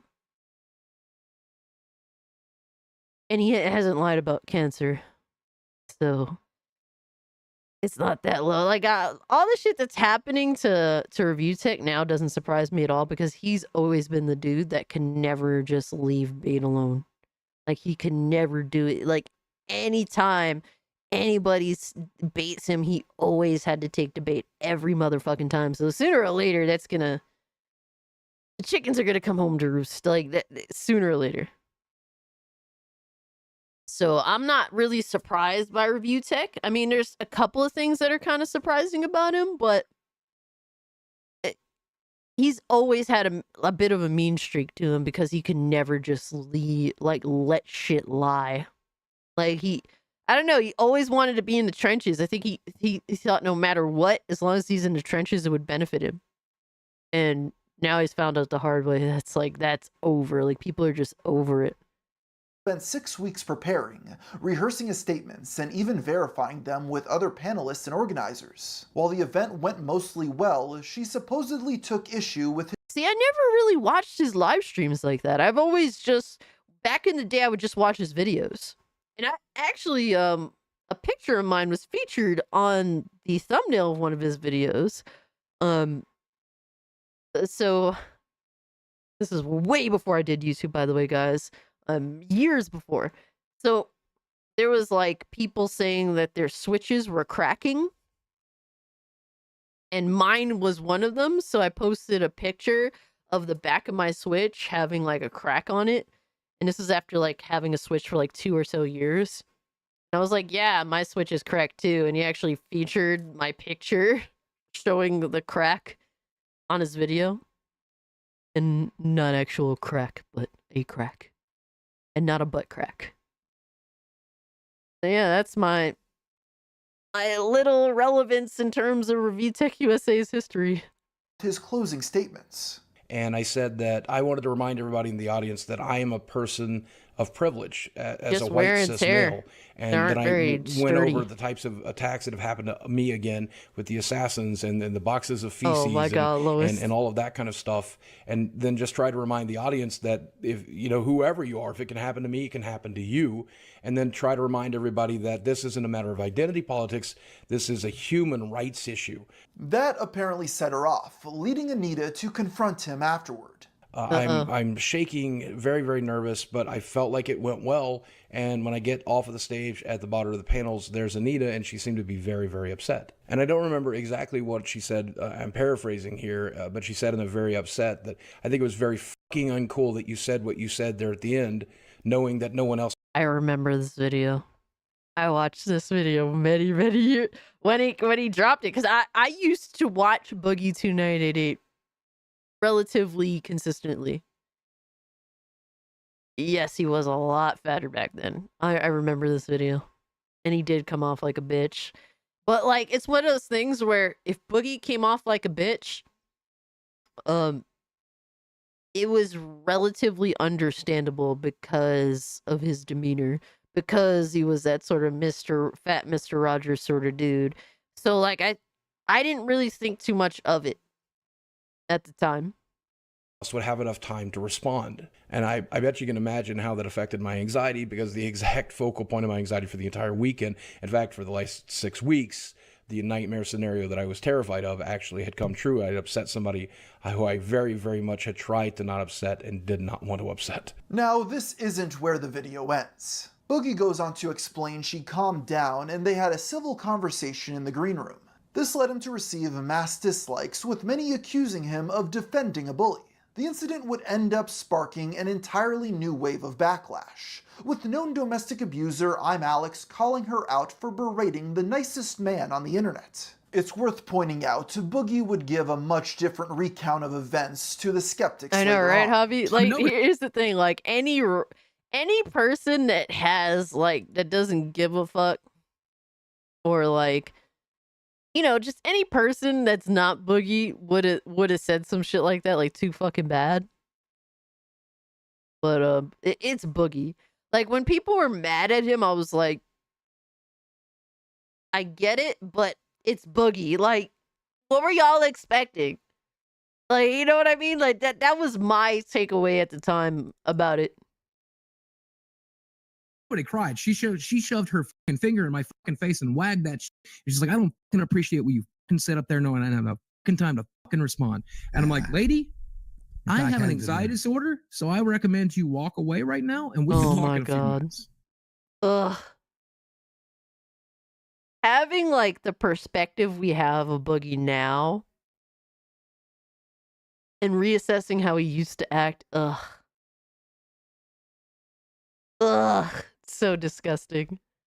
So Because gross. I don't want to depersonalize and say or do anything that's going to get either of us kicked out of VidCon. She's like, I didn't know about your anxiety disorder. I'm like, well, now you do, so give me some fucking space. Even amidst this outrage, VidCon ultimately apologized to Anita in a statement for subjecting her When a to victim a meets a hostile victim? environment. Hank Green. Yeah, that basically the discussion was trying to out-victimize each other. That was their entire run-in with each other.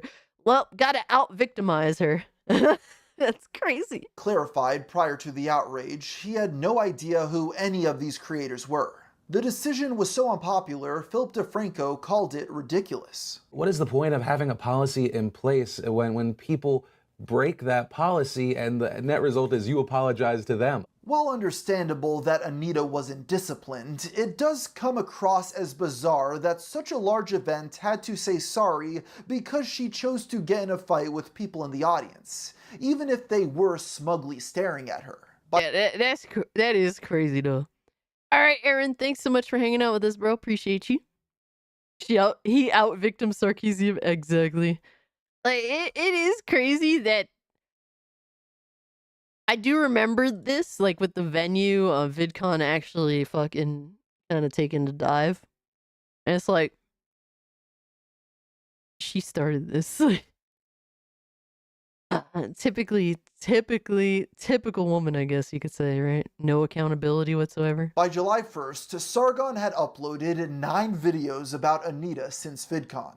He was milking it for all it was worth. In response to the controversy, Patreon began investigating his account. He would end up getting banned off the platform in late 2020. Yup, I remember that shit. And I totally opposed that. The Patreon shit. And the thing is, I was never really big into Sargon of Akkad because, I don't know, it just came off as a smug prick to me. I mean, obviously, Anita, fucking trash. But, he kind of just came off smug to me, too. 2018, but I did support, with staff directly citing the VidCon incident. The whole thing of Patreon being ridiculous issued for another that. apology that year, stating they'd be adding more security to panels that might get out of hand. Following the VidCon fallout, there were several minor controversies surrounding Anita. On July 20th, 2017, she streamed Dream Daddy, a gay dating sim by the Game Grumps. This led many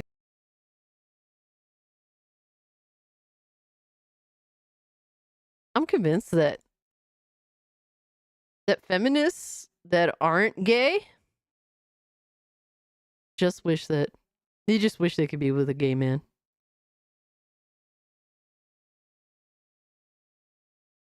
I really feel that that's the case. Like, every time they talk about how a man should be, it just sounds like they're attracted to gay men. to criticize her for objectifying men.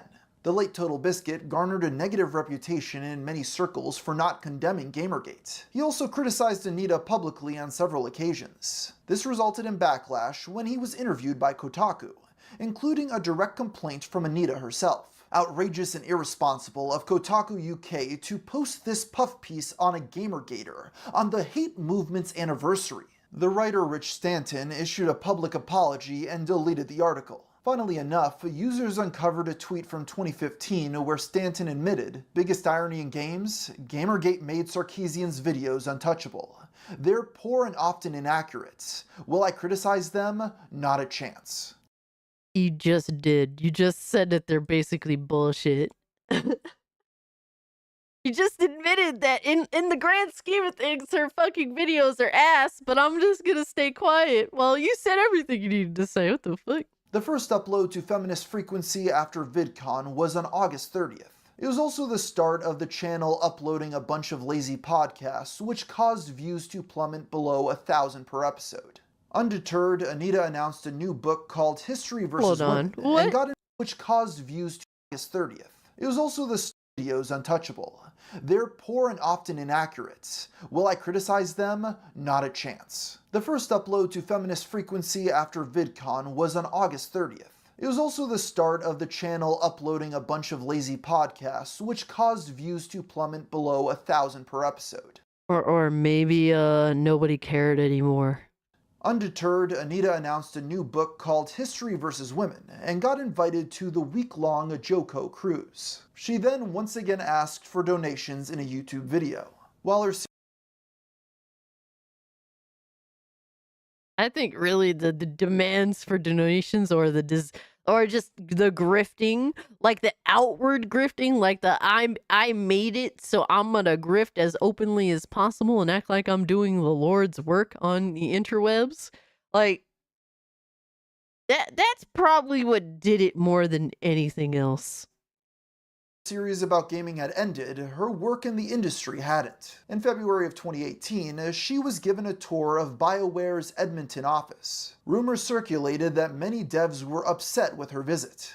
A month later, Trump blamed violent video games in the wake of the Parkland shooting. Anita criticized him for using the genre as a scapegoat. This led many to accuse her of hypocrisy, although I should that is facts.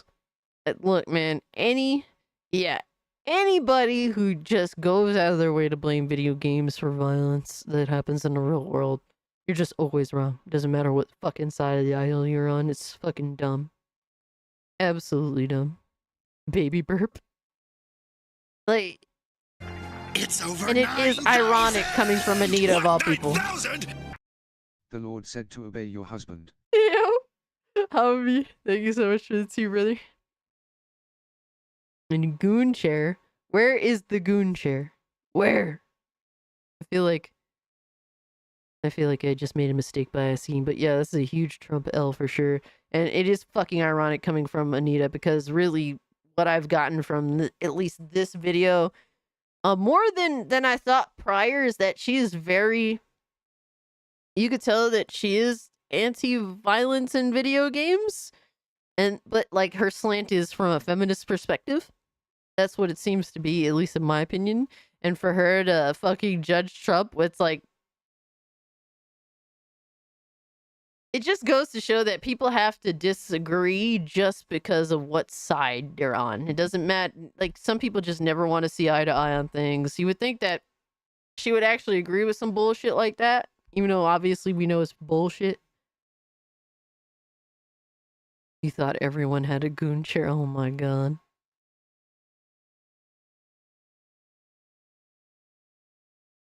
Hobby, but she's also criticized gaming for showing violence towards women, or giving the option to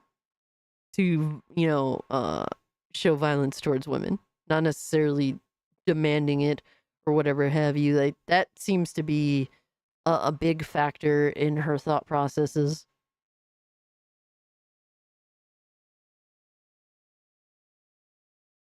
Reiterate, she never actually said video games cause sexism exactly, or violence. Lois. In May, Feminist Frequency ran a spring fundraiser with one goal being a public Discord server. It was set at the absurd milestone of $25,000, but they would end up succeeding, collecting over $31K. Bro, like, everything is a grift, bro.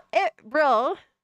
Everything is a fundraiser. Everything is, I need money, I need money, I need money. Like,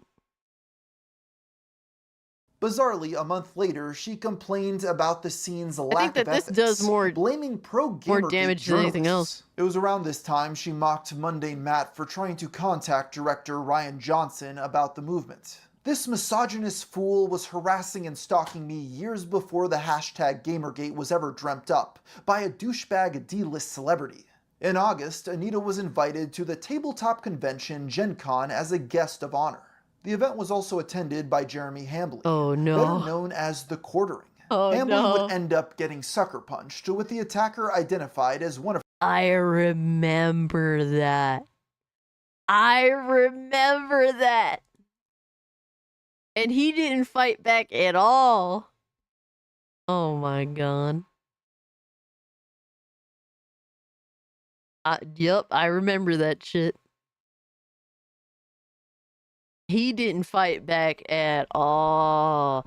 And I couldn't help but... So it's like, obviously it's one of those things where it's like, oh man, someone punched you.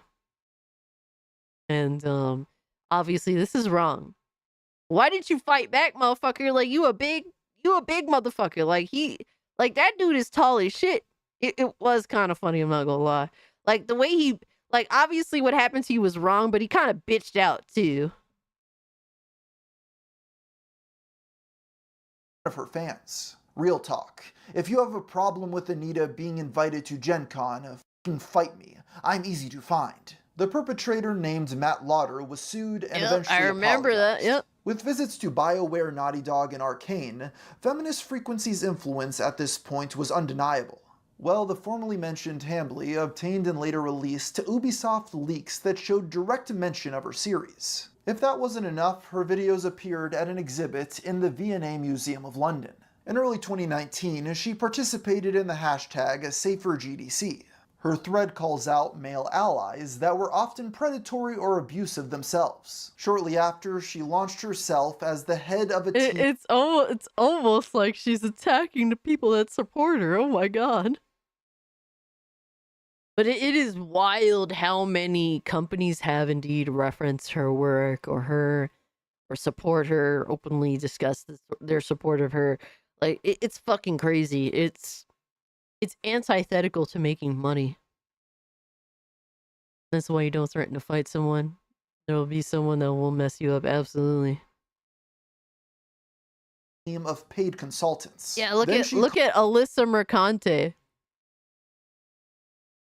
Bitch is like, fight me. Motherfuckers is like, bet. And then she just blocks. Called out EA for donating millions to other nonprofits. Sorry, what? EA is donating $1 million to nonprofits working to end bullying and online harassment? They didn't speak up during Gamergate at all. Feminist Frequency has been a nonprofit on the front lines of this issue for years, constantly struggling with funding. Those of us who were canaries in the coal mine, who sacrificed to make sure people recognize this dire problem, we are not remembered when it's politically safe to speak up. Anita also tried to desperately land a consulting gig on Cyberpunk 2077. It was also around this time she began collecting data in order to expose gaming's most toxic trends. This materialized in an article for Wired analyzing the number of games with female protagonists at E3. There appeared to be another media push for her around this time, with Polygon running a feature interview called The Anita Sarkeesian Story. This article was her mulling over her poor metrics. After some digging, users discovered Feminist Frequency started 2019 with only $30,000. Their costs for 2018 were $300,000. Real. The org was going bankrupt, with longtime co-writer Carolyn Petit no longer. Isn't this a writer from Kotaku, if I'm not mistaken? I believe so, right? Ugh. Get this taking fucking salary. thing off At the end of the year, Feminist Frequency asked for money to start a harassment support hotline. They raised $25,000 with the concept becoming the Games and Online Harassment Hotline. Hambly tried out the number by jokingly reporting Keemstar, finding it was mostly bot responses. The service didn't officially launch, however, until August. Take care of yourself. Throughout 2020, Duke University's Keenan Institute for Ethics published several interviews as part of its Ethics and Now series. They spoke with Sarkeesian, who criticized YouTube's political rabbit holes, specifically naming Joe Rogan. She called him extremely dangerous because— Oh my god! Joe Rogan talks to everyone, therefore he's extremely dangerous. Oh, man. Becoming one of many voices criticizing his podcast at the time. This was also— Yeah, I remember Joe Rogan was getting some insane heat at some time. Especially when he had, what's his face? Alex Jones, oof. Around when details of The Last of Us Part 2 leaked, sparking massive backlash. Many speculated Anita's involvement, although Druckmann denied the rumor. If you'll recall, Max Temkin, the creator of Cards Against Humanity, was once close with Anita. This association shattered after accusations of both rape and workplace abuse. On June 9th, she publicly severed ties while admitting she had been complicit. Because of this, she tried her best to platform the accuser's stories while explaining their confrontation. Bruh. He definitely makes sure to paint Anita in a good light as often as he possibly can, right? Holy shit.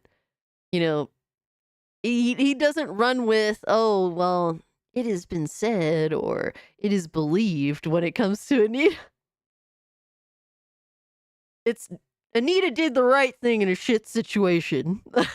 In November of 2019, I confronted Max about the rape allegations and told him that I was being a hypocrite by associating with him, and not living by my feminist principles by continuing the friendship. I was told that if he genuinely wanted to work towards repairing the harm he caused... Joe Rogan definitely tries to have a conversation with everybody. People he agrees with and doesn't agree with, and that's pretty cool, you know? I don't really like listening to him all the time, but there'll be occasional guests that intrigues me. I would try to help, otherwise he could no longer be acquainted. Max told me that he wanted to do whatever he could to keep our relationship intact. I urged him to take a couple of days to reflect and then to get back to me so that we could make a plan. I never heard from him again. Instead, he unfollowed and blocked me on social media. While fluff pieces continued to appear for Anita and her projects, her relevance had long since faded. In late 2022, she announced an original series for Nebula called That Time When. It didn't receive any attention, although the last episode discusses Gamergate. I think, honestly, first off, everyone hated her. That was, like, you know, among gaming. And then I think that people just got tired of her that supported her. Like, at some point, how many fucking fundraisers are you gonna push? And then people not realize that you're a fucking grifter. Outright. Like, every time you turn around, it's just like, oh, this started a GoFundMe. Oh, I need money for my Discord. Oh, I need money for this. I need money for that. I need... Like, people are just gonna realize, if it be directly or indirectly, that you're a grifter. That was also just a few months before I launched a Kickstarter to create a series of videos examining sexist patterns in video games, which definitely attracted the attention of those defenders of gaming. The term harassment is a massive understatement for the sort of unrelenting vitriolic abuse directed at me in response. But I don't want to revisit that trauma, so, you know, just Google it if you don't believe. Oh my god, she doesn't want to revisit the trauma. You mean the trauma that made you big time? Or at least gave you what little prominence you had? Me. Finally, on August 1st, 2023, Feminist Frequency announced it was officially shutting down. Yes! A celebration! A celebration!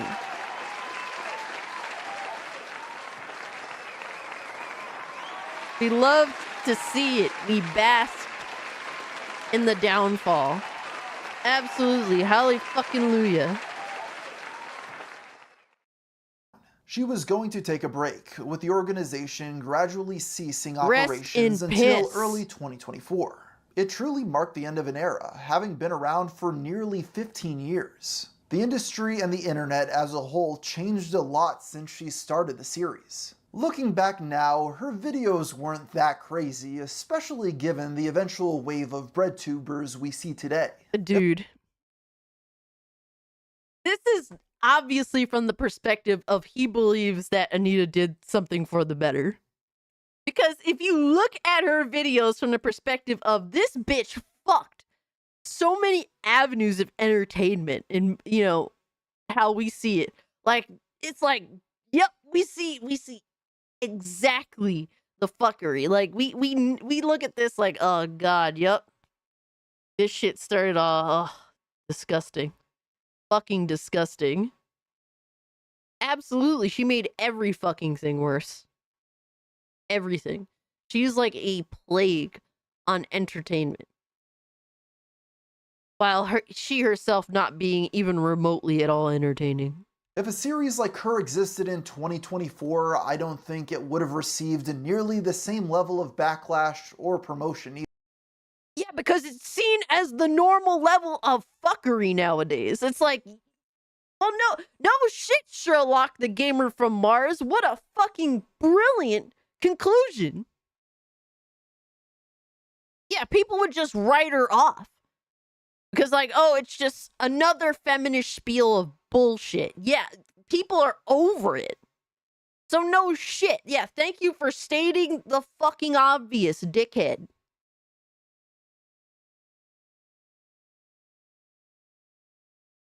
Either. Of course, the more things change, the more they stay the same. Just last year, Anita held a wedding-themed 40th birthday party. This, of course, led many on right-wing Twitter to mock her for being unmarried and childless. Yeah, she married herself, and that's why we're laughing. How fucking stupid and pathetic of a human being do you have to be? This is the obvious side of someone who is miserable. Someone who can no longer make money off of being a cunt. And she has to be in hiding to do it. She supports self-ship. I don't think she has an option. That's the thing. It's called the lack of options. She needs to be committed with Harmon. Either, in the crazy house or in a relationship.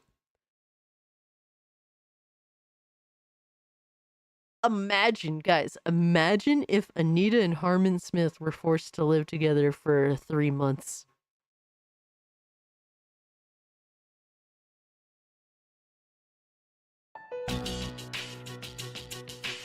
Just one horrifying thought. It's all has to be documented.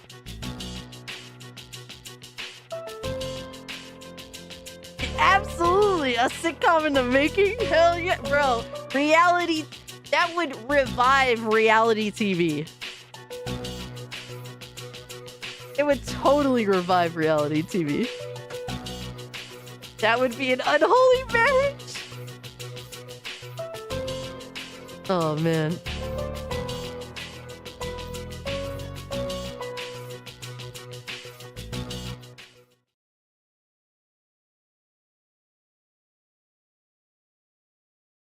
They'd be at each other's throats, or they'd fall in love. No!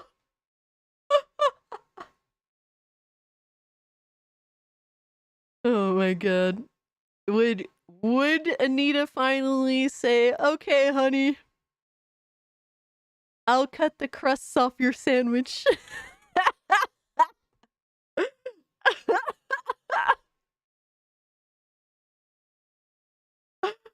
No, not fan fiction, no! Anything but that, holy shit, brother.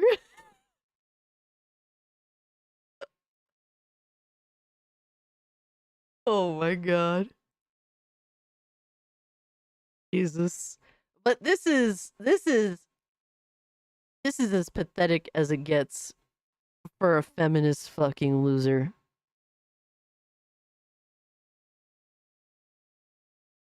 This is as we know it, as we see it in the wild, a femcel. Feminists are femcels, if they're honest. In conclusion, for as much as I think Anita Sarkeesian was media trained and intentionally trying to enter martyrdom, it's also hard to deny that she had a point that the level of hatred she received for a pretty benign series of videos was absurd. Basically, what he's trying to say without saying is Anita was actually not that bad, guys, and the pushback that she got was completely unwarranted. That's what. Oh man. Oh man. Get the nipple out your mouth, bro. She's not about that. She'd rather marry herself than fuck around with you, dog. And not just the death threats either, but also the cottage industry of people starting their careers off by making dozens of videos picking apart her series to the point of parody. I mean, honestly, she is parody. That was the entire point. Like, the fact that you think that she's not parody says enough. Like, pointing out that people actually took this woman seriously is important, that in of itself. Like, seeing fucking Neil Cuckman say, like, she cares so much about video games, guys. Like, all this shit, all this documented history of people that actually took this dumb bitch seriously.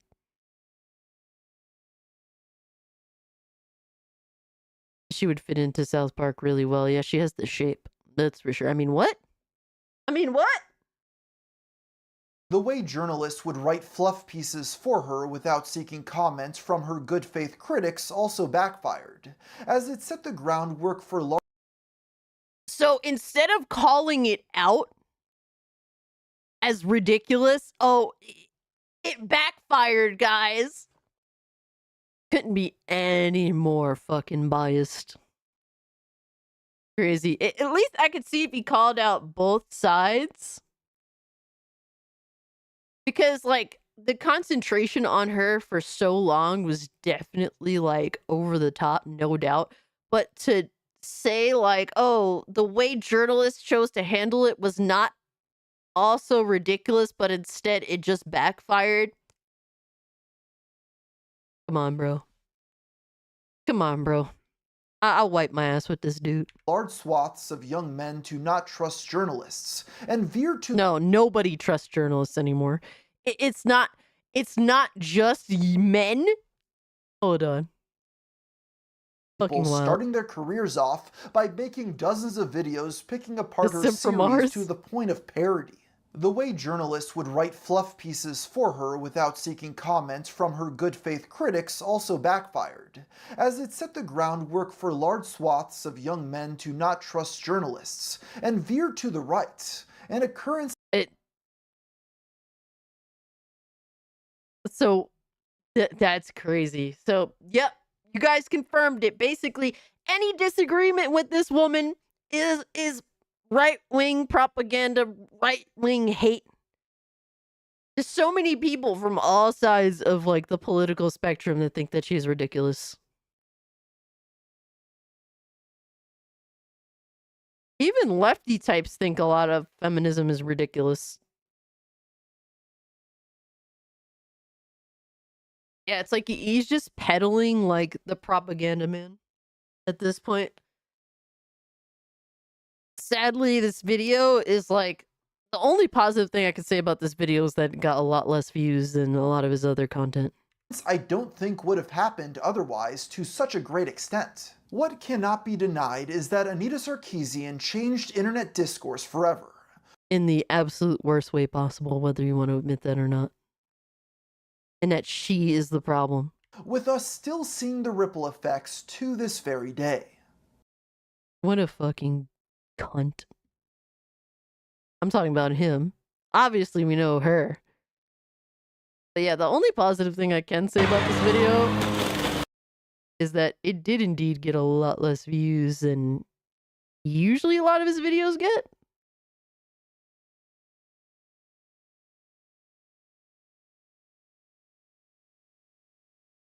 But what a shit video. Oh my god. Talk about being completely, totally biased and disingenuous. Like, I could at least, if I can understand, like, how do you say, like, if he at least tried to be fair down the middle and express both sides of the situation for what they are and just kind of leave it at that, okay? And that's very hard to do.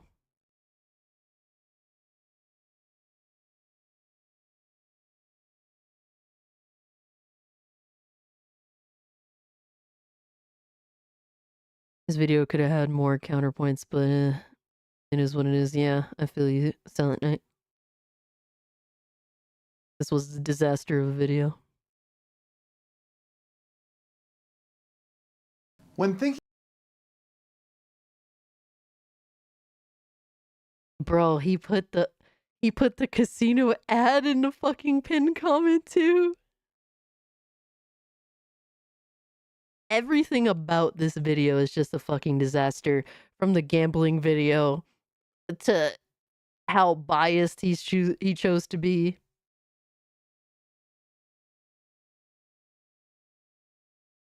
This person said she's been irrelevant for years. Let's keep it, I'm assuming, that way. And the thing is, when you choose to lie about the history, it's like, now we got to talk about it. To be honest, I must thank her, because without her wrongly shatting on Bayonetta, I wouldn't have discovered my favorite game franchise. All I remember from this debacle was that a talented musician composer with light mental issues was dragged through the mud by Zoe so hard with endless accusations that were never looked at by a court, that the man ended himself in Minecraft. I mean, what? Because he could not live with the pressure of and shaming going on. I believe this was the height of the general "he's a man, he must have done something" attitude we see around today as well. I listened to his music today and I just cry.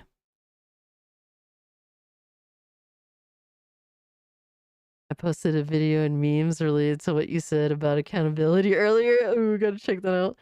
Realizing 2018 was 7 years ago gave me a mental flashbang. Yeah. Can relate. Holy shit. She shouldn't be hated. She should simply be forgotten. The gambler from Mars. Damn.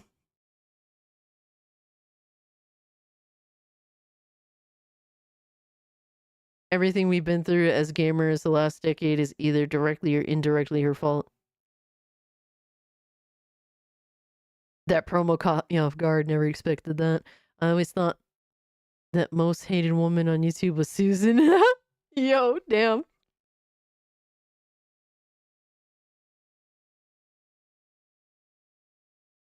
I'm surprised nobody's calling him, like, fucking biased as fuck.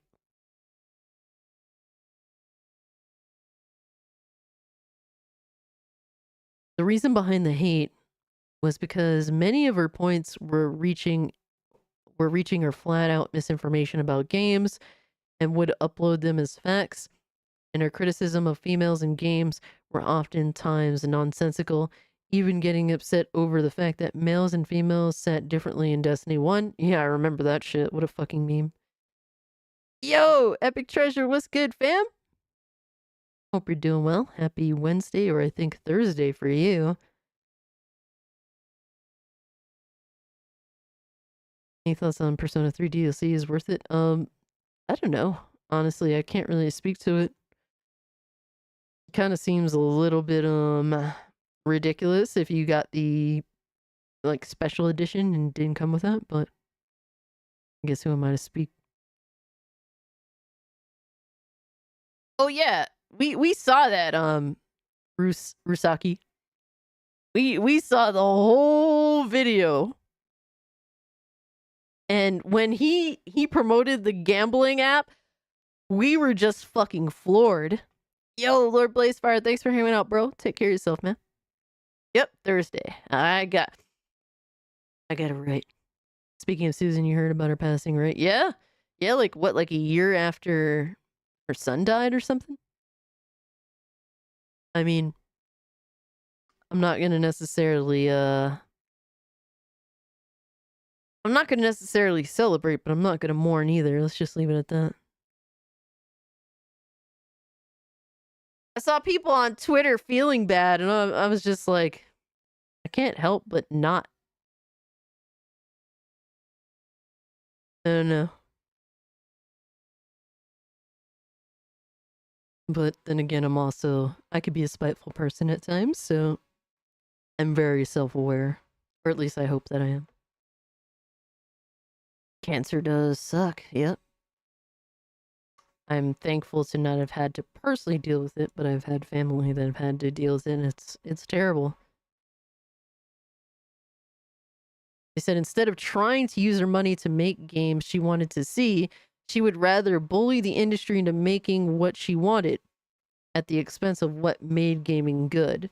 And this is what an authoritarian bitch does. Pretty straightforward, right, guys?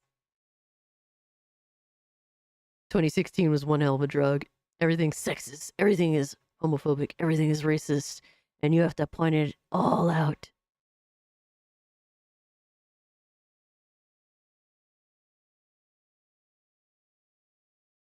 Her answer to sexism is more sexism. It's crazy how wrong she was about Bayonetta. Anita literally couldn't see how good of a woman protagonist Bayonetta actually is. Fucking facts, dog. Facts. So I see people complaining about the ad, which is absolutely warranted, but not complaining about how fucking biased he was.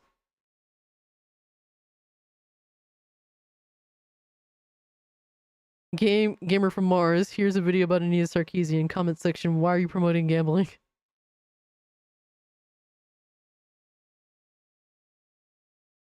I mean, thankfully the comments are saying the shit that he refused to say.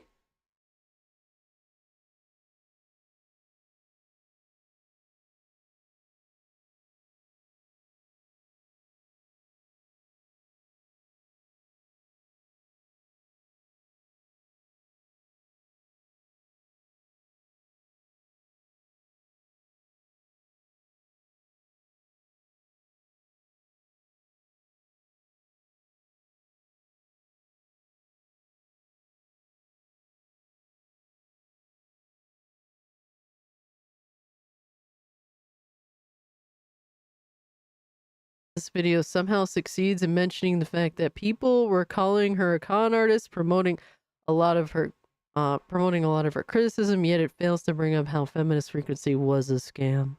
Facts. Yeah, I was kind of expecting him to kind of come around to admitting that toward the end, but he didn't even do that. He didn't even do that, man, because that's what it seemed like what he was kind of transitioning into in the last part of his video. I thought he was gonna frame it as though Anita's original intentions were good, but then the whole feminist frequency thing and the money begging and the grifting kind of fucking ruined it. In his eyes, I thought that was how it was gonna go. That's what my prediction was, but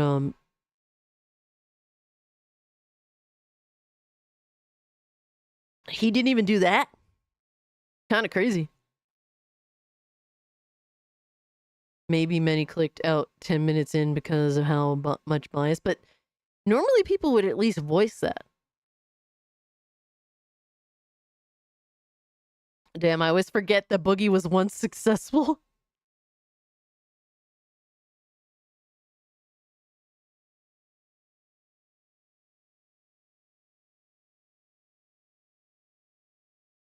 She never did provide proof of anything she said. That is the thing. Anita Dick? Oh no. That's crazy. That's crazy, dog. That is the most insane burn.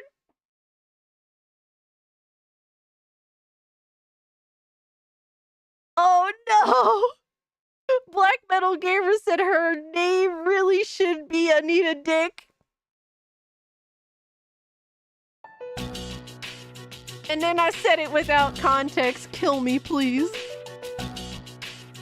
I take that back in Minecraft.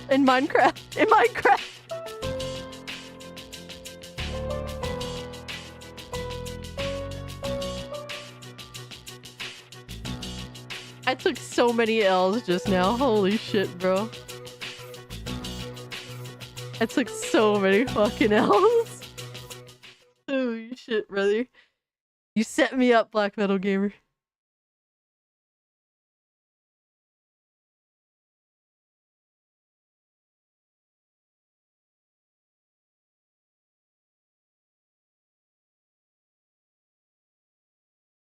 I disliked and unsubbed because of the gambling promotion.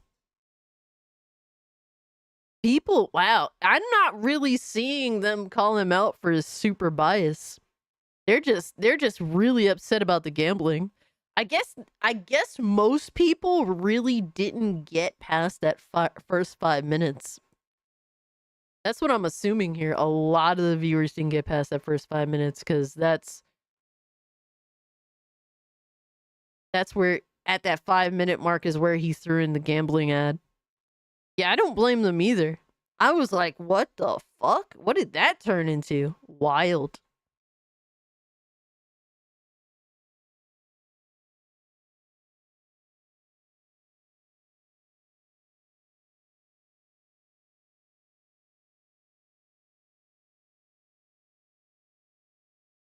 Well, you said you posted a video and memes related to... Alright, let's see.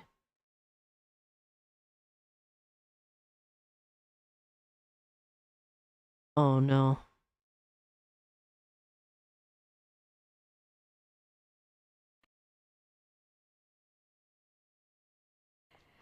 How do you write women so well? I think of a man, and I take away reason and accountability.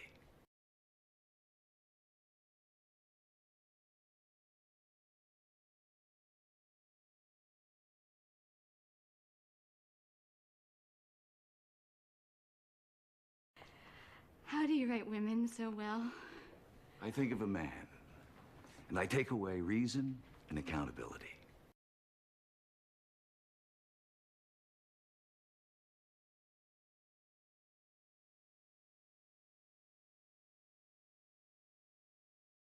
That's fucking great, bro. Holy shit. That is funny as fuck.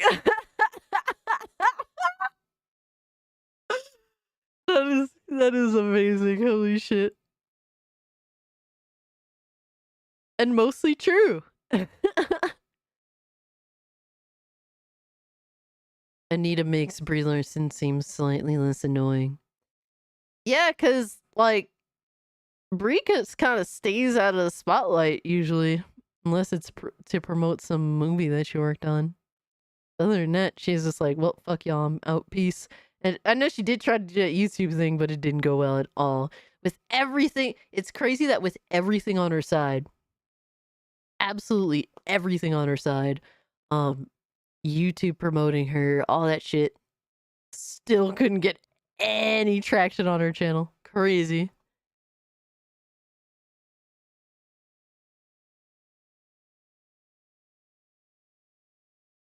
Geez, not that scene. Yes, that was funny. Lowest expectations. I appreciate you sending me that. But man, that was actually a long video. I didn't think it was gonna be that biased, though I predicted it would be biased to some extent, judging by his tweet promoting it. But that is interesting. And while people continue to try and falsely frame Anita Sarkeesian, we'll have to talk about her, because I'm sorry, I just refuse to let that happen all these years later. I refuse to let it happen. While I think that there's definitely deserves to be some accountability on the other side that opposed her in terms of the fucking weirdos, the fringe people, absolutely. I don't support any insane behavior. And also I can acknowledge the reality that there were certainly a lot of grifters that made their bones off of the feuds, the back and forths and all that. And they weren't good for our side either. As the grassroots, we want to preserve, the integrity of games journalism. We want to preserve video games with, without political bias or propaganda, censorship and all that shit. Like, that's it. The shame is that we were totally, as gamers, we were totally thrown under the bus for some massive fucking YouTube grift at the end of the day. Just like they keep lying about Gamergate, absolutely, and I refuse to let that happen. So when we have losers like the gamer from Mars, and honestly, this was a very fucking simple loser take from him. When we have people like this, I'm sorry, I'm gonna have to talk about Anita Sarkeesian. I just refuse to let people forget or to let motherfuckers try to rewrite history. There's always going to be crazies that are who are going to make their side look bad. Absolutely. And we'll point them out, but still the grassroots issue stands. Ziggy, are you good, bro? Ziggy loves to rub his face on the side of my monitor. He's just like, mine. That's his thing. But I hope you guys enjoyed this. It's something new to. I was like, let me react to this video because I find it very interesting. I wasn't expecting it to be 2 live streams to do it, but obviously I don't like to rush things. Protect Ziggy at all costs, absolutely.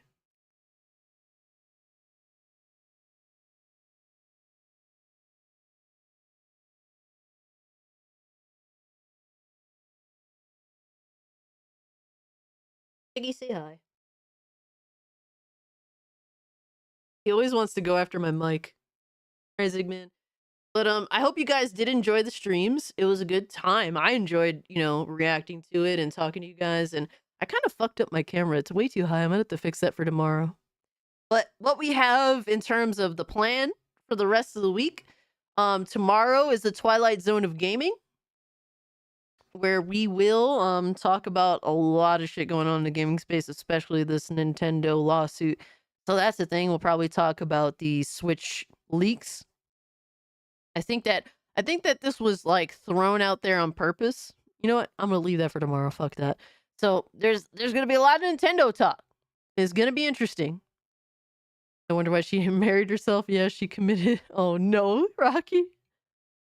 But that's what we're gonna talk about along with other things. So if you guys would like to consider becoming a channel member, if you'd like to post videos that you'd like for me to react to in the Discord. So if you are a channel member, if you have not joined the Discord, go to the community tab on my YouTube page, click the Discord link and join the Discord, man. Take advantage of your membership. Use it.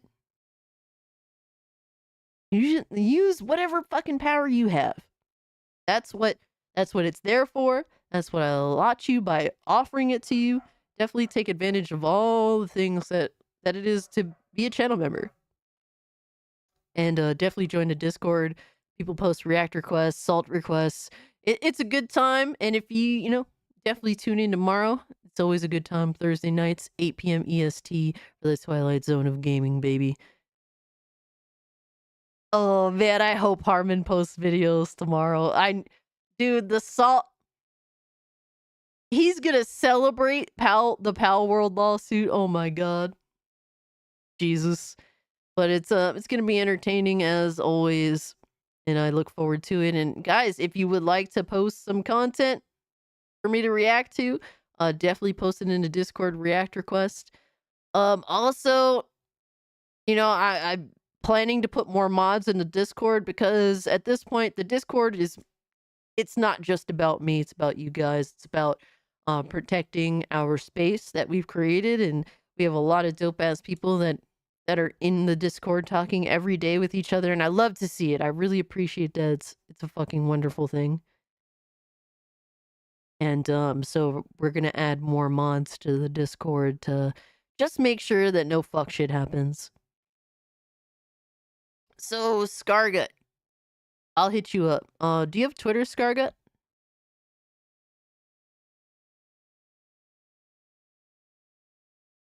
Yeah, so, I gotta do whatever I can to protect the Discord because I appreciate the community that we've fostered there. And if if you're a part of Discord, definitely interact, definitely post definitely post your pet pictures. That's what I always like to see most. Please no harm in my sanity. Can't take it, Philip. What sanity is there anymore? What sanity is there anymore? But guys, It's about that time. I'm gonna try and chill a little bit before I have to start getting ready for work. Yes, everyone needs to post more pictures in the Discord. Everybody needs to talk more in the Discord. I need to talk more in the Discord. I definitely do try to talk to y'all every day or read. I definitely read what a lot of you guys are up to or saying or posting. So I pay attention. I might not always be the most talkative, but I'm paying attention, damn it.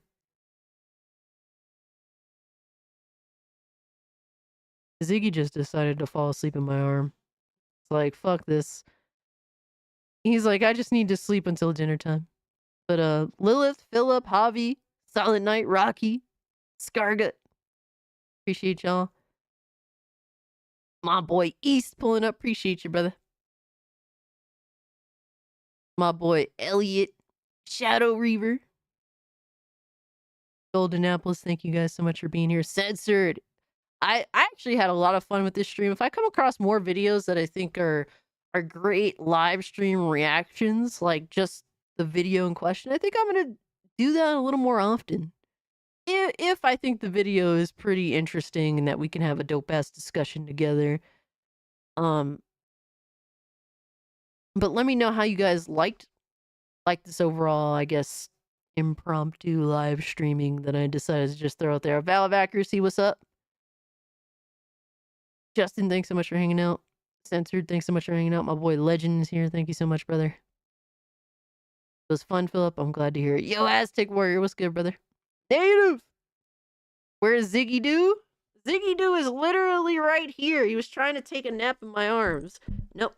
Hey, relax. He always wants to attack my microphone. I need to fix my camera because I have it too high. I think I knocked it down by accident. Look.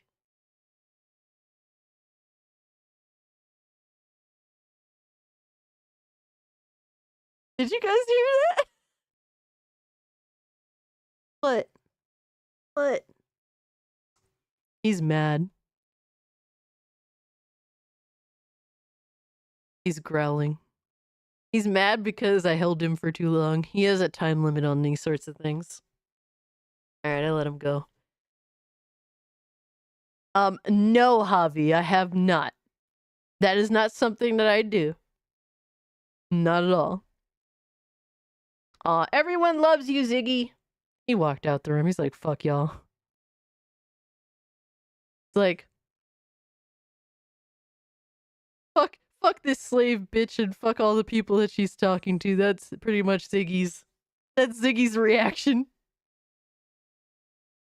But guys, who are we gonna raid? Hold on. Let me figure this one out. Let me figure out this conundrum. Lord and Savior Zigman. A little Ziggeth. Alright, let's see. Who are we raiding here?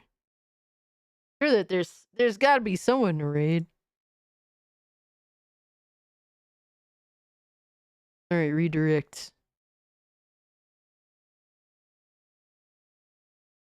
What the fuck? Rags is streaming? Holy shit, brother. Talk about some Gamergate bullshit.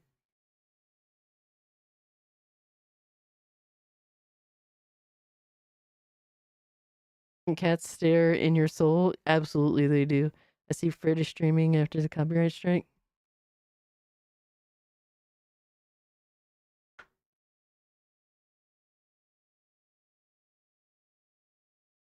Why is it not showing up for me? No, I think he finished streaming. The video's unavailable. Yeah, he's done. You're gonna have to improv.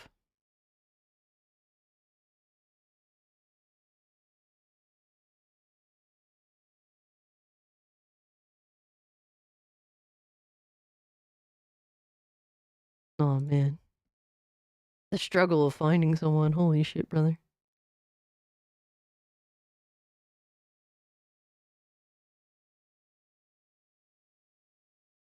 It'd be hilarious if we rated Michael Does Life, but he won't even acknowledge my existence. Big tears.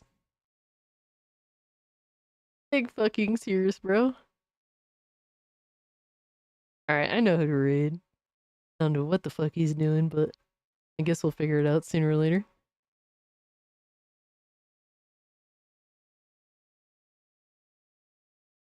Harmon Smith is no longer on X? Did he get suspended? Oh, man. Oh, man, not that. Anything but that.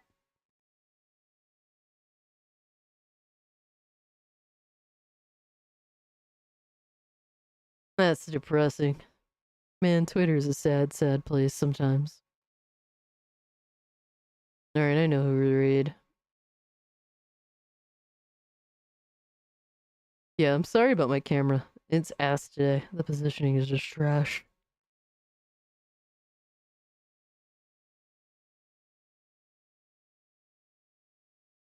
Alright. Guys, if you haven't hit the like button, if you're new, subscribe to the channel. Plenty of videos that come out. We got the live stream tomorrow where we talk about all sorts of gaming fuckery, the Twilight Zone of gaming, so definitely tune in for that. I will continue streaming Lollipop Chainsaw Saturday. We will finish the game Saturday, so tune in for that as well. That is pretty much the schedule that I have it for now. I'm not sure about timing. We shall see. But thank you guys so much for hanging out with me. It was awesome. And with all that being said, I'm out. Peace.